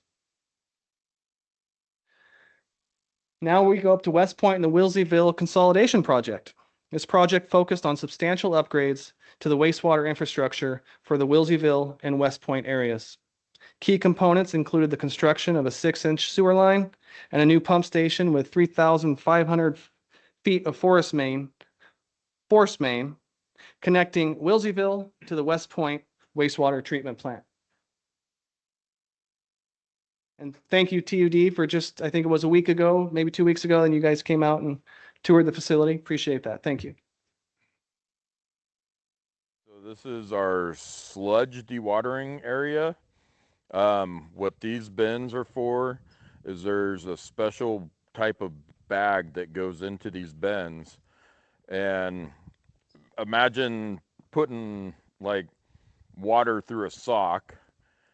The sock is going to filter out stuff, you know, solids that can stay within the sock, and the water is going to bleed out of the sock. And this is how we do, or how we're going to do, sludge dewatering. Basically, these 2 lagoons over here will be our sludge lagoons, And when it gets time for, as the sludge layer kind of creeps up, we can pump this sludge into these red bins that we just looked at and add a little bit of polymer to the sludge that will help coagulate the solids into chunks.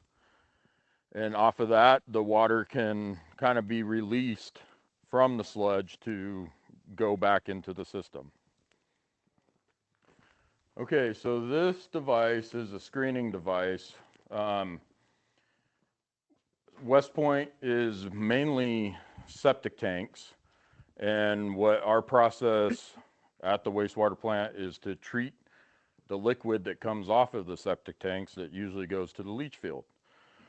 Well, once in a while, we'll go around, survey all the septic tanks, and then pump the septic tanks. And what this allows us to do is bring the solids here from those septic tanks, run it through this screening unit, and then the sludge that is coming off of those septic tanks can go into these lagoons. Basically, we're just trying to get all the trash that people flush down their toilets out of the septic and process, it's easier to process without all the trash in there.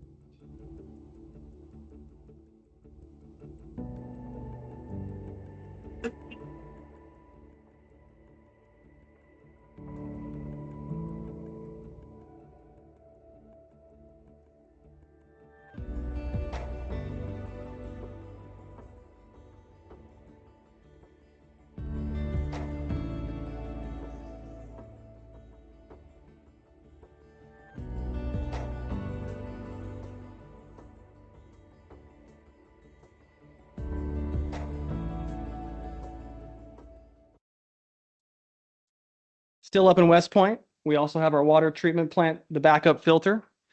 I think this project description is in the name itself, backup water filter. And again, I will let our plant operations manager, Jesse Hampton, explain the rest to you.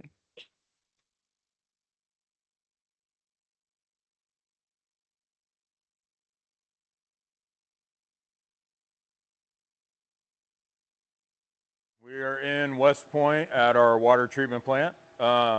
This is our brand new filter that we just installed this last year. Basically, we have this filter for redundancy. The one thing for West Point was for quite a while, we only had one filter up here. And as you can see, one filter, if something goes wrong with it, puts us in kind of a bind. So the project was to add a second redundant filter that we can now use. And for any maintenance purposes, for either filter, we can still keep water flowing to the town of West Point.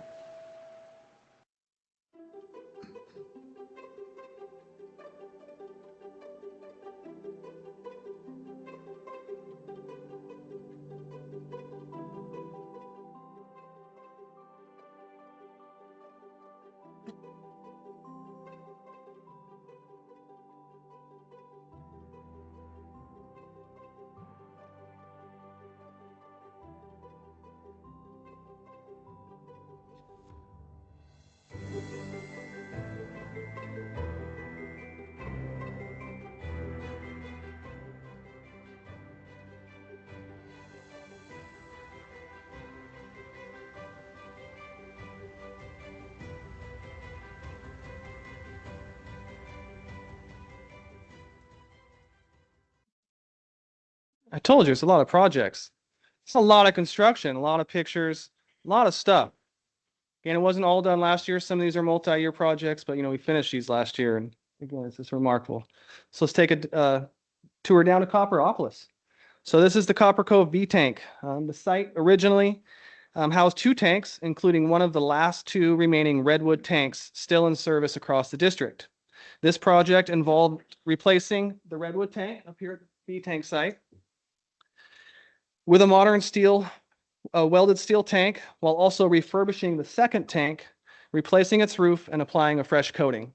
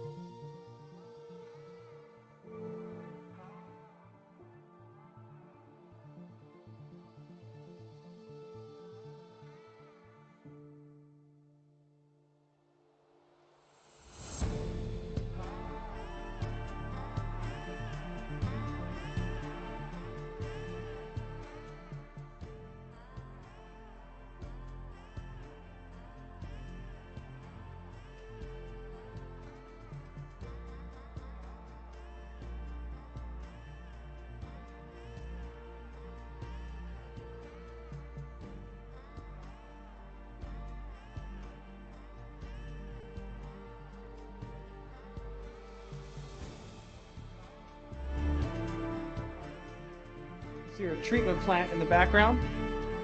Good vantage point, gives it some perspective.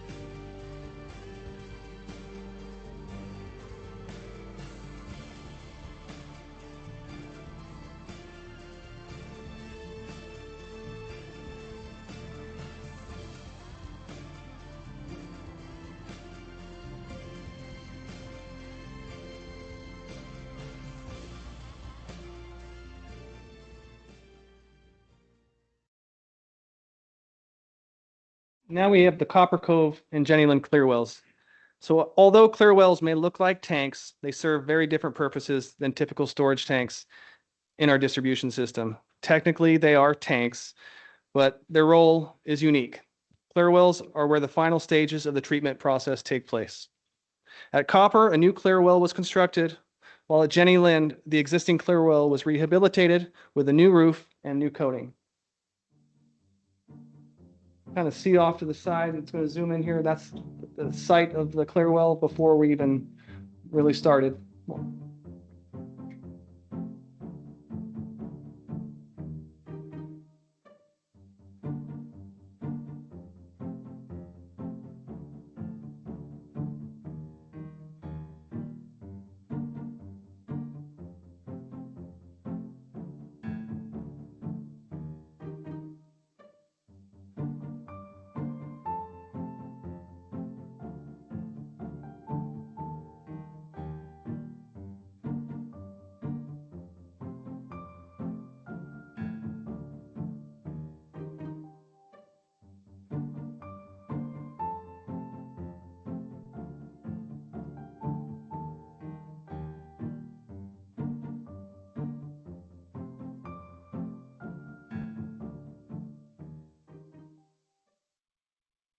This is the Jenny Lind clear well.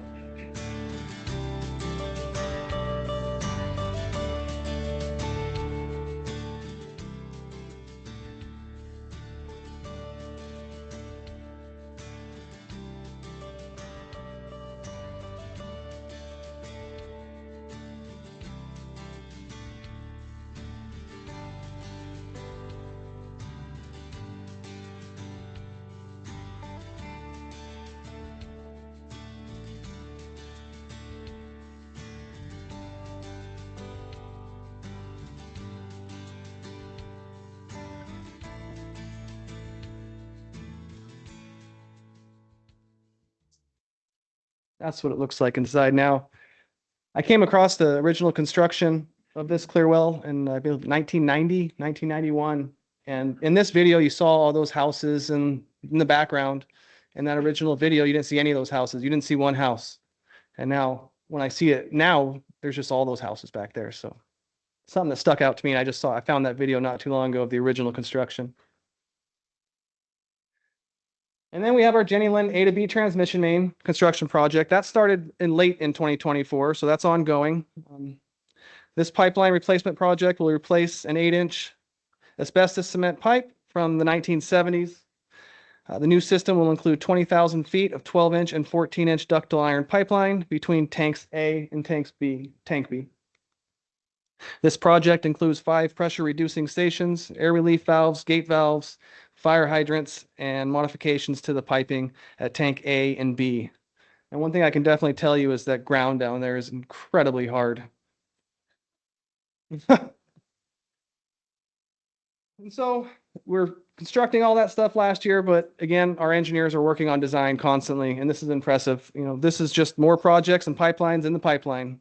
I think, Russ, you wanted us to have something. You said pipelines in the pipeline. I remember you said it in one board meeting, so that stuck with me. But again, these are all the projects that they've been working on throughout the year and how what percentage they are in design. So again, remarkable.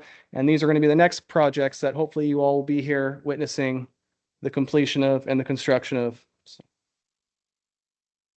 All right, operations department. One thing I wanted to pass around for this one is some of this blue belt.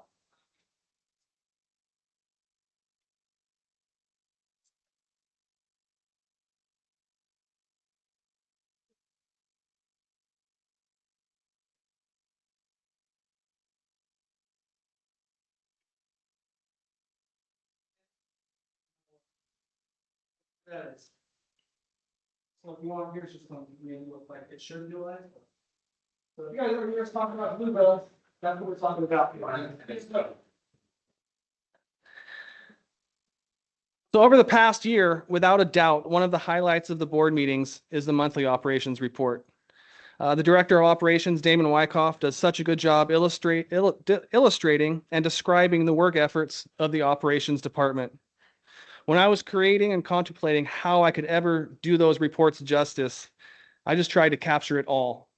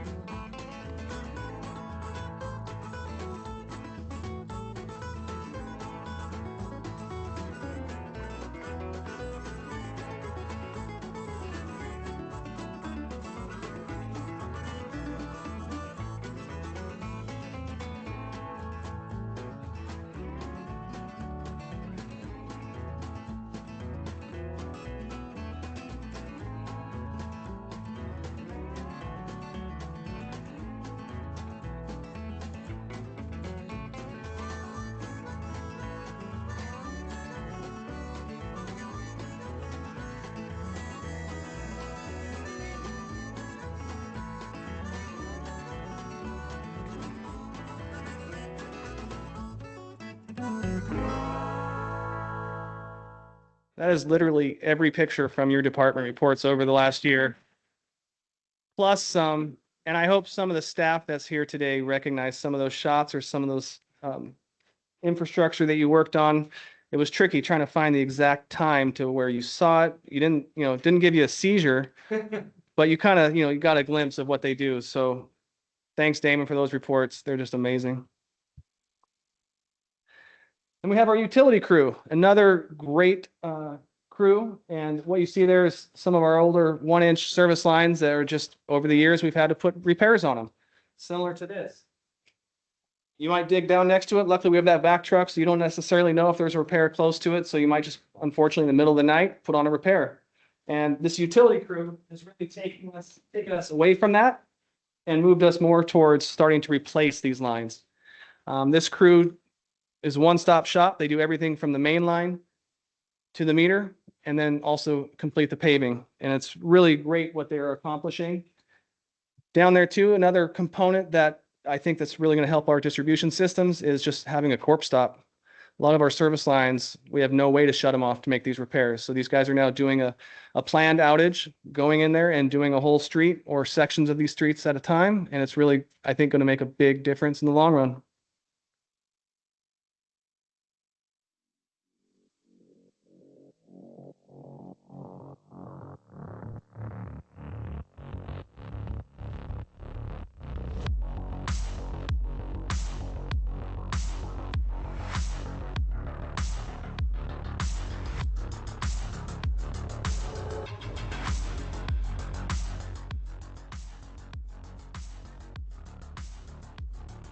As great as that back truck is, and it's great, take a look at how muddy these guys get.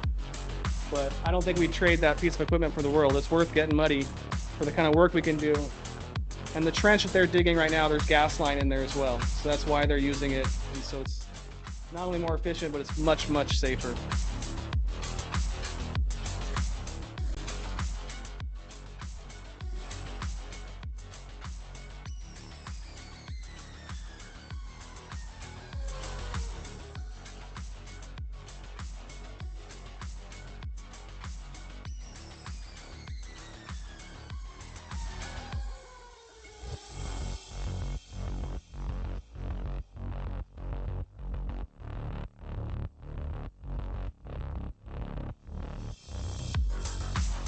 This particular service line is down on Baldwin.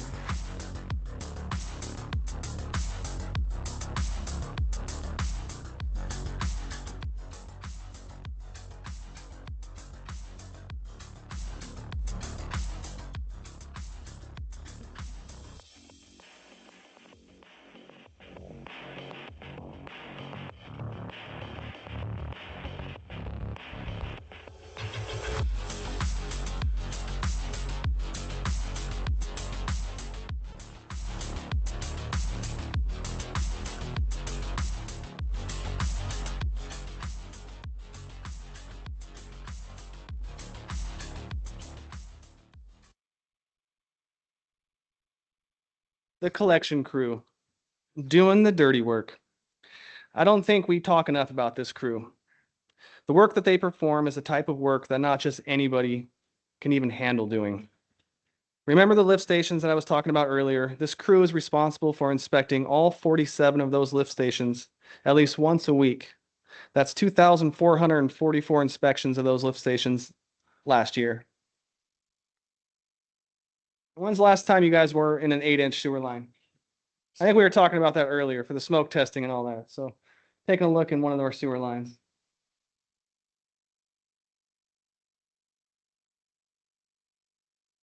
So there's also going to be some stuff that you might not want to see, or you don't know what it is.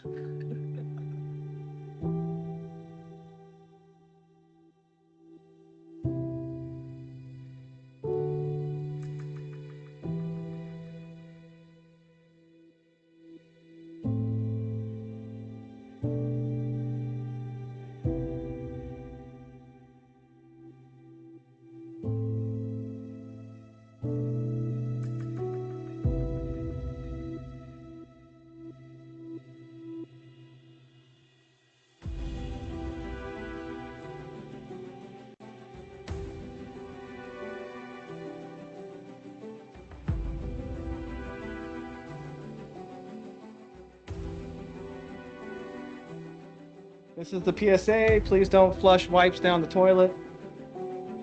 That's what they do.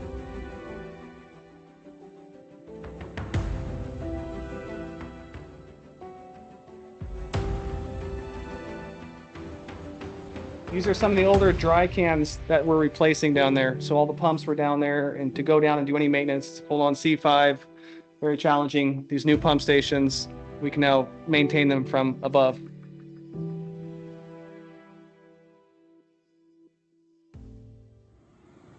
So today we're cleaning one of the sand filters at La Quintana wastewater treatment plant.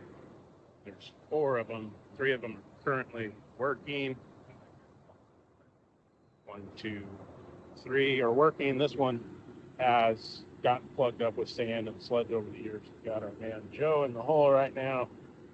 All of our confined space entry here. We have to suck it out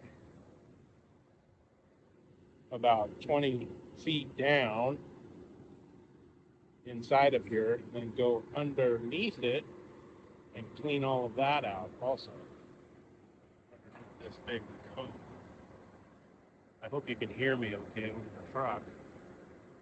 Yeah, that filter cone underneath that is where all the sludge is at. You have to access it from where Joe is at.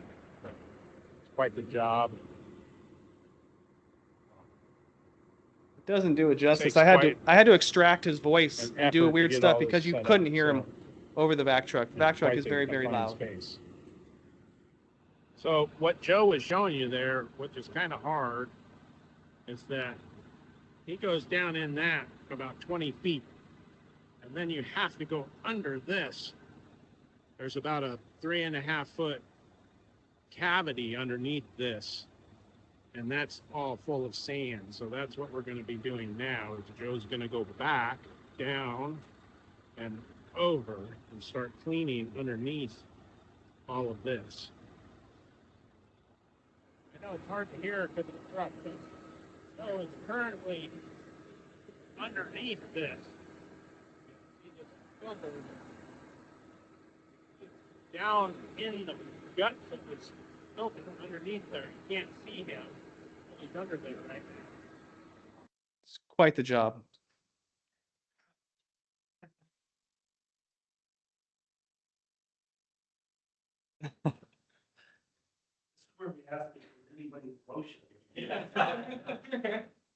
It's all up to, they do a good job of that. You know, these guys are trained in C5 entries and they know what they're doing.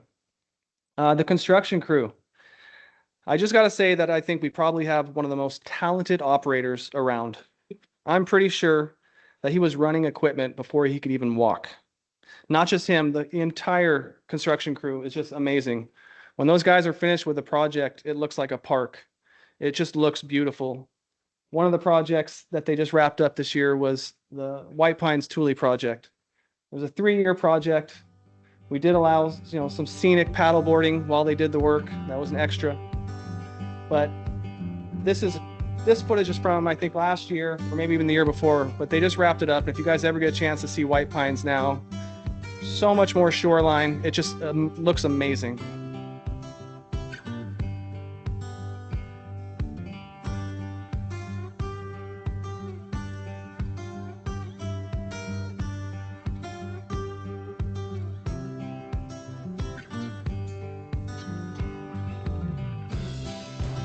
And they're fast, but not that fast.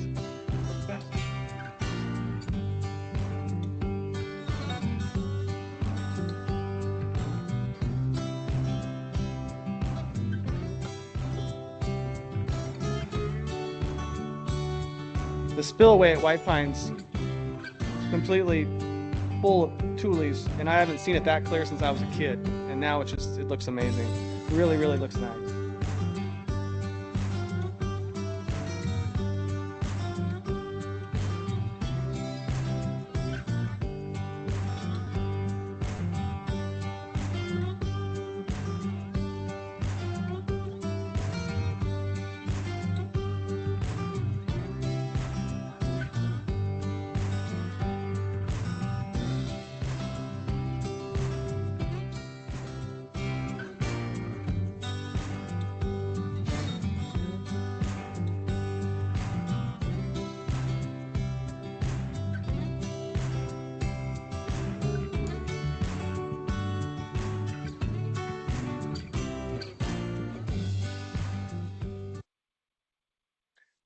Another quick, not a quick project. It was a big project. It was a new PRV up in Big Trees, again, with the construction crew working in collaboration with the distribution crew.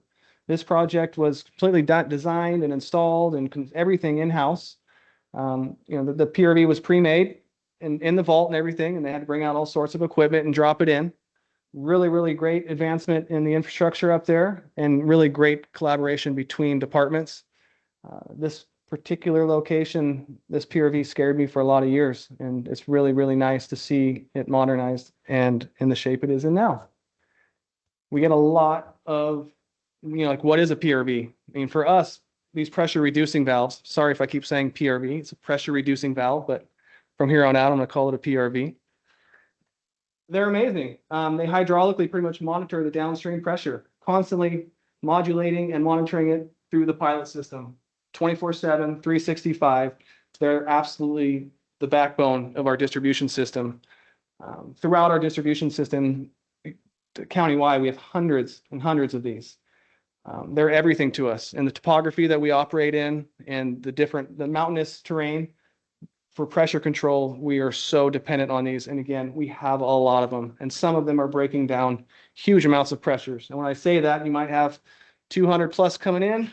Well, this pressure reducing valve is going to put out 90, 100, whatever the rest of the system depends on. So I think this is kind of a cool way of looking at it. And again, that thing's just going to modulate and can keep that nice even pressure going into your home and into the system.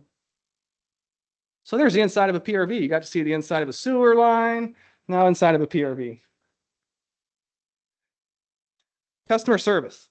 All right, so numbers don't capture how fantastic our customer service team truly is. While metrics like call volumes, work orders, and reported leaks, they're very important, they don't reflect the real value of what our team does every single day. Our customer service representatives are the face and heart of CCWD. They're there for our customers in moments of need, solving problems, offering support, and providing peace of mind. Their dedication and care are the difference. And I'm just super proud. Every time I do my little rounds and go see customer service up there, answering phone calls, doing what they do with a smile. I came out here the other day and one of our representatives was helping the sweetest little elderly man. I was get hooked up on our portal, and she was so patient with him, and they were there for quite a while. And it's just so that's really refreshing to see. And again, I don't think numbers do what they do justice. Then there's the IT department. I have no idea what those guys do, but I know it's really, really, really, really, really, really important. My office is right next to them, and all I know is when anything breaks, these guys fix it. And here's some of their numbers. And again, I'm assuming these are a lot of, 46,000 files protected. Again, this is in 2024, right? 950 vulnerabilities remedied and 15,000 network security blocks. Don't know what that means, but I'm pretty sure it's important. But that's not just in the 2024, that's just monthly. I was supposed to say monthly. I'll do it on this one. All right, email security.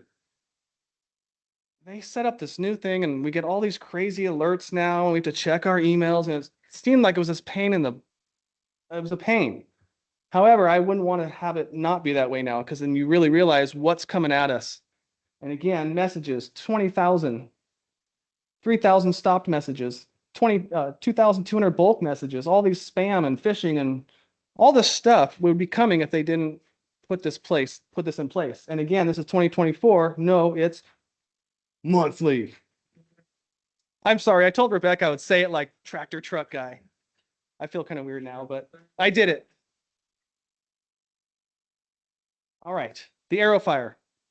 I wanted to have this earlier in the presentation, but really I think this segues into the next portion after it. So it's in this section. On June 17th, 2024 at 3:29 p.m., a wildfire broke out near Arrow Road and Hunt Road in Copperopolis. Within hours, it spread from 30 acres to over 5,000 acres, forcing evacuations. By nightfall, over 5,100 people had to evacuate, and Highway 4, along with several other roads, were shut down. Thousands also lost power. The Arrow Fire is a stark reminder of how quickly wildfires can escalate. Thanks to swift emergency response, damage was limited, but the impact was still significant.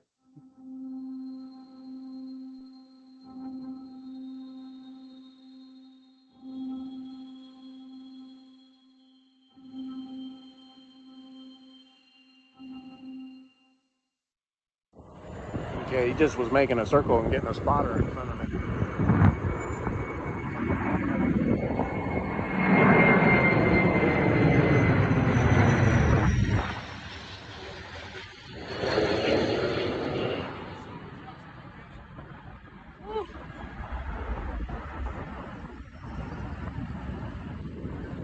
Oh boy.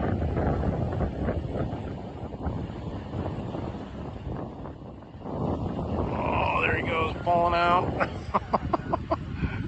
Oh man, they can put some borate down. Holy mackerel.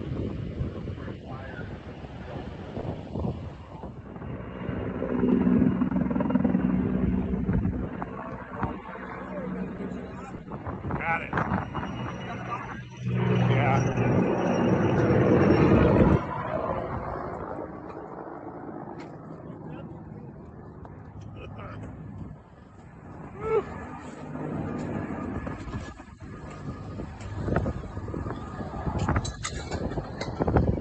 Yeah, it's a dandy.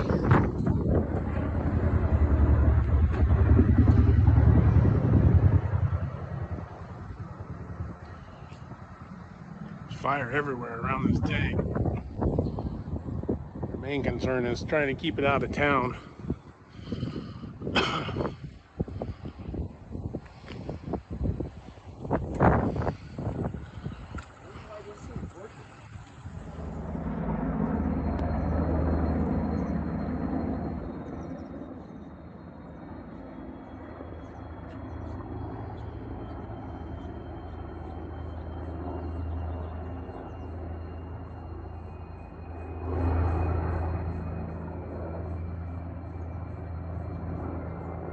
Really hats off to Damon and his crews. I can't say enough about how hard these crews work during events like this. Round the clock, no matter what it takes, fueling up generators, fixing generators, towing generators, keeping the water going, just the water operators, everybody. I was able to see Damon in firsthand in action too, going to the EOC and just really man, it was impressive. Scary, but very impressive.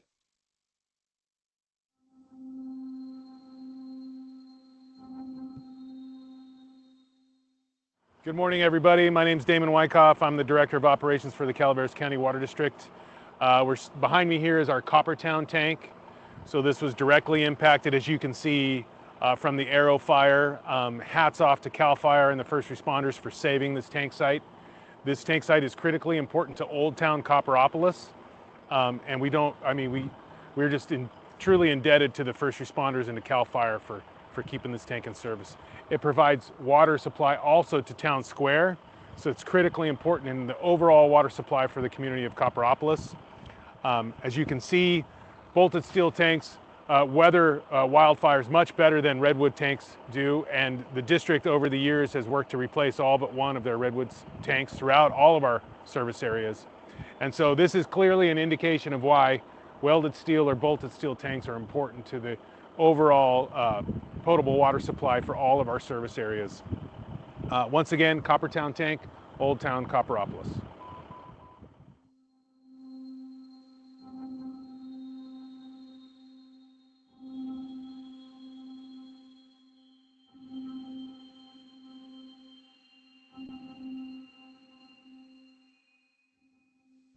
So this is our Reed's Turnpike pump station.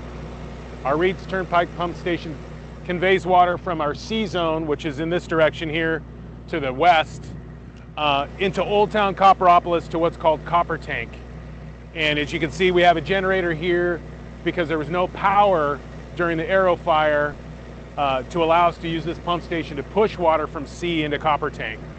And so this generator proved critically important in continuing to convey water to Copper Tank so that CAL FIRE could pull water from Copper Tank to protect the immediate Old Town Copperopolis.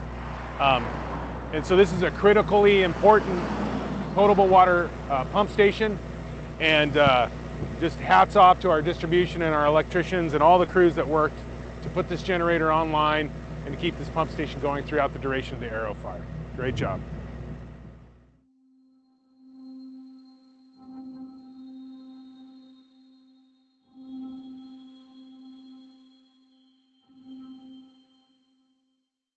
I am here in the Copper Cove Water Treatment Facility in Copperopolis. And my request to you here in the community of Copperopolis is that you please conserve water. We are coming out of the midst of the Arrow fire, and I just would ask that you be sensitive to the fact that there has been a considerable amount of water use in your community, and that as we push forward towards normalcy, I would ask that you can conserve water as much as possible. That will allow CAL FIRE to continue to do the excellent work that they are doing and allow CCWD to continue to provide you with safe, potable, healthy, reliable water service. Thank you.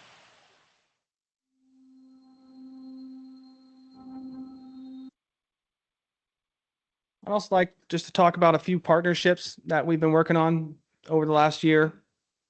In particular, the Highway 4 Regional Partnership. It's a collaborative effort among water agencies in the Highway 4 corridor, and has been working for years to protect our community's water supply.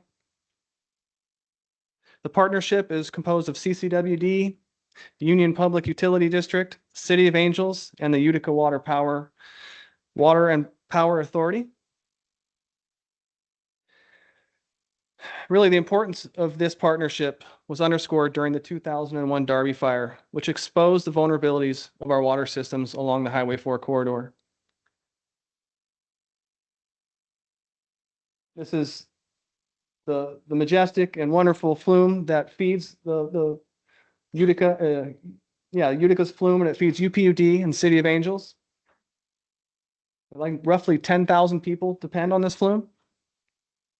And during the Darby Fire, when it did burn, that fire burned 14,000 acres and over 3,000 feet of wooden flume and ditch were destroyed during that. And in the days after, this was, I think, the day after, this was maybe on the 11th, somebody gave me this, or passed on this report. And what I didn't realize when I started looking at the report, besides the amazing mullet of the water tender driver, I noticed that's me when I was like only started working here 6 months. I've only been here 6 months. And we had this crazy fire going on, and flume was burned, and there was all these efforts to get water down the hill. And in this report, it talks about the water tenders, and they were working around the clock, filling up off hydrants in our Ebbets Pass system and taking it down to the After Bay and Murphy's. Truck after truck after truck. We also rigged up some fire hydrants, also in Forest Meadows, and ran those down to the flume. A couple, I think 8-inch lines, again, running around the clock. Finally, they were able to get some pumps hooked up and run the water through these pumps over the major burn scar. But in that report, that's just this section. There was also, down in Angels Camp, they were drilling wells in old mine shafts. I even found that they were contemplating backfeeding the slurry line from CPUD's service area to see how far up they can maybe get water. They never did that, but when I read that, that's remarkable. Just all the things that were contemplated to get water to these communities. I believe those communities were out 10 months before the flume was able to be rebuilt. But at that time, it was all hands on deck of how we can help our neighbors down below. And so we did everything we could. And this is a great partnership that is really, it's been going on for years, but it really is ramping up in the last year. And I think that's fantastic. In that report, I happened to stumble across one of our own, Bertha Underhill, I think, doing some inspections of the rebuild, making sure the lumber was good and sound. I thought that was just great when I came across those. So yeah, she was our inspector at the time, making sure everything was put back right. So it should be okay for a while. And then there's also plans for the Blue Mountain Electric Company to construct a biomass facility on CCWD's property adjacent to our West Point treatment plant. The possibilities and benefits are quite intriguing. I'm often asked, what exactly is a biomass plant? What do they look like? What do they do? And so to get a better understanding, I recently toured one of their facilities. This facility is down in North Fork, down by Bass Lake. And I'll let this fine gentleman explain to you and show you what they are, because he can do it better than I can. And I am with Phoenix Energy, and we are the developer and co-owner of the North Fork Community Power Plant, which stands behind me. This plant is a 2 megawatt biomass gasification plant that was really an idea that was created by the community and a number of other communities we serve around California as a way to create jobs, to restore a forest economy, but also, and increasingly more importantly, to provide a defense and a risk reduction of catastrophic wildfire by providing an outlet for forest biomass that prevents pile and burn approaches, masticate and scatter, and just basically helps encourage an environment where it makes sense to do forest stewardship by providing that outlet for the woody material. So this plant here, 2 megawatts, will make about 15 million kilowatt hours a year. That's enough for about 1,600 homes. And it's a 24/7 facility. We expect to operate with about 7,700 hours a year, and we'll provide living wage jobs for 12 to 14 people here directly at the plant. And that's perhaps one of our proudest achievements, is that creation. We're wrapping up. We're getting close there. We're almost done. But, you know, we did a substantial amount of public outreach and engagement last year, something that I really, really enjoy doing. I feel incredibly lucky to have the opportunity to get out in the community and share the CCWD story with everyone. It's such a rewarding experience to teach people how important our water and wastewater infrastructure is for the community. And I just love it. This last year, I got to go to the high school several different times for job fairs. I even got to go to dinner with a scientist. I got invited to be a scientist, and there's some people that I've talked to that say I'm not a scientist, and I understand that, but I got to be a scientist for that evening, no matter what anybody says now.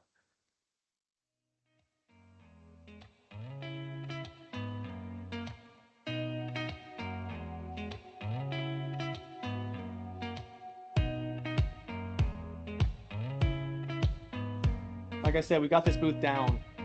We're quick, we're efficient.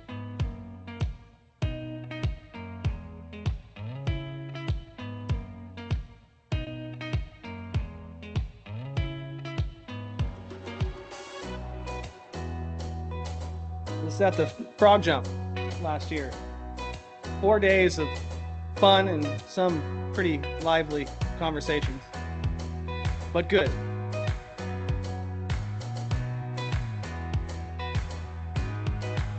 This is at a Firewise event up in Ebbets Pass. And at that time, they were trying to work with all the subdivisions to become Firewise. And the particular one that I live in, Meadowmont, wasn't Firewise. And since that event, it is now Firewise. And Martha Rubin, who puts that event on, was supposed to be here tonight, but she's sick. But that's something I'm really proud of, that they're getting these communities to be Firewise. And then there's the Arnold 4th of July Parade. Bertha, this might be the last time I get to do the 4th of July Parade with you. Well, good morning. I'm Bertha Underhill, and I'm the CCWD Water District Director for Ebbets Pass, and I've been in this position for the last 12 years, and so I'm just so proud to be here at our annual 4th of July Parade. And even though it's July 7th, it is July the 4th as far as Ebbets Pass is concerned. Just wonderful to see all the participants in the parade, and everybody has a big smile on their face, and I'm just, again, so thrilled to be here. Thank you. See you later. Drink lots of water.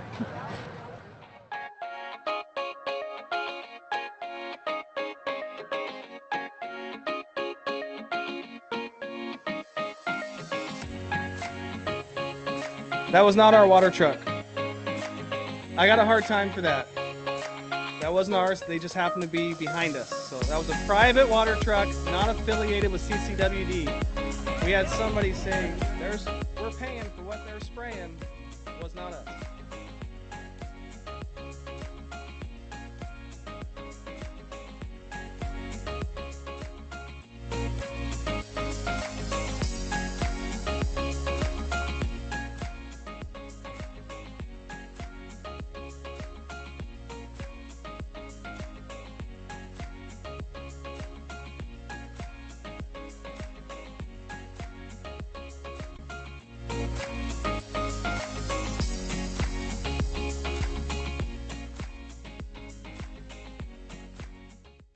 just happens to be on the 7th. We don't care. This is Ebbets Pass.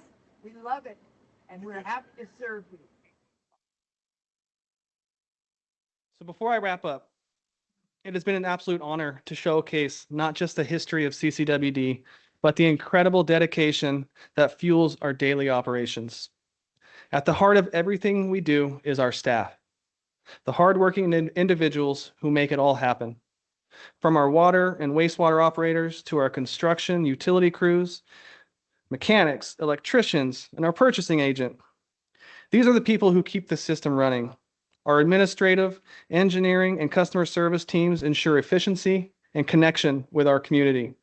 Our IT professionals safeguard our infrastructure, while our finance and HR staff provide the backbone of support that keeps CCWD strong. And behind it all is our executive assistant, board to the clerk, who not only keeps the board members in line, but ensures that in coordinating all 56 of those board meetings and committee meetings go off flawlessly. So thank you. CCWD is not just about infrastructure and resources, it's about the people. Their dedication, expertise, and passion really make everything possible.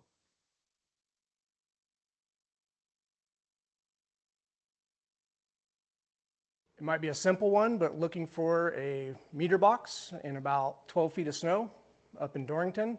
And we had no idea where it was, and it took us 3 days. Now, did you find the right box or did you find the neighbor's box? We found the neighbor's box first, and then we eventually found the right box. And why did we have to find that box? We had to find that box because a house exploded due to a propane leak, and the water was continuously running, and that's it. No, my favorite work memory is rolled up into a lot where we work up at our elevation.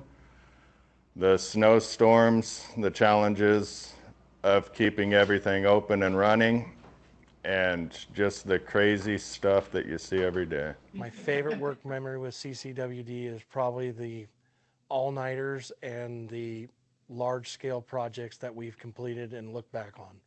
Favorite work memory might be not work related, but doing the kids' day at work. We brought all of our kids to work one day and did a tour of the Hunter's water treatment plant facility, and then went to White Pines Lake and had a barbecue and swam and stuff. It was a really good time. Basically, when there's an emergency that goes on, like at nighttime, and you're called, you know that everyone else is sleeping, and you know that you're there to help, and to, like a water main broke, and we went out and used the equipment and fixed the water main, and that's one of my fond memories of working here. Favorite memory working with CCWD is probably going out in the storm events when it snows and stuff like that, when things get really busy, and we do storm response. We go out and make sure the generators are running and everything's up and running. So that's usually one of my better memories. Going out and having to cut down trees to get into a piece of property and get to your equipment. That makes it kind of fun. Winning the step challenge this year. 900,000 plus. I don't remember the actual number. What place did you get? I took first place. I won it. I beat Kelly and Kate.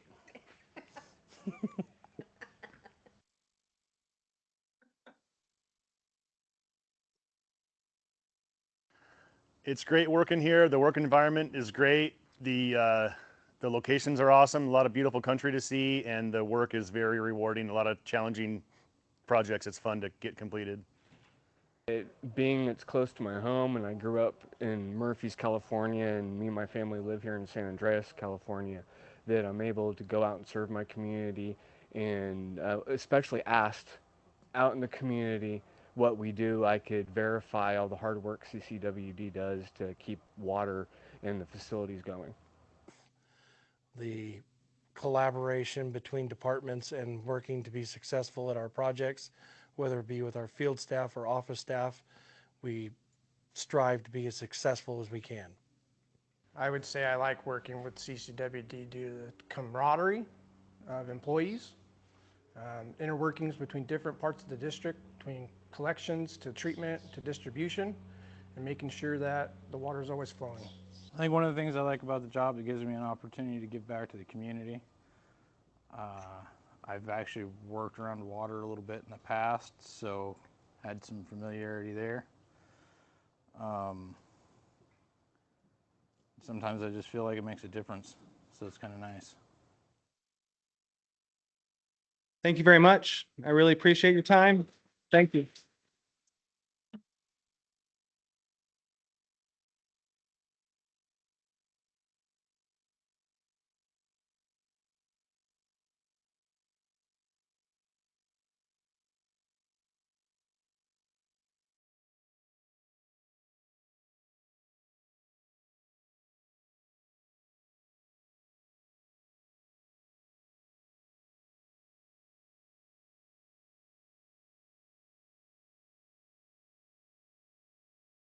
Thank you all for coming.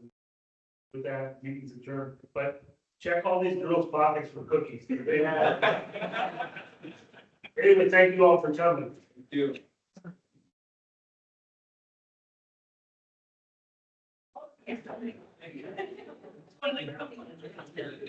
Yeah.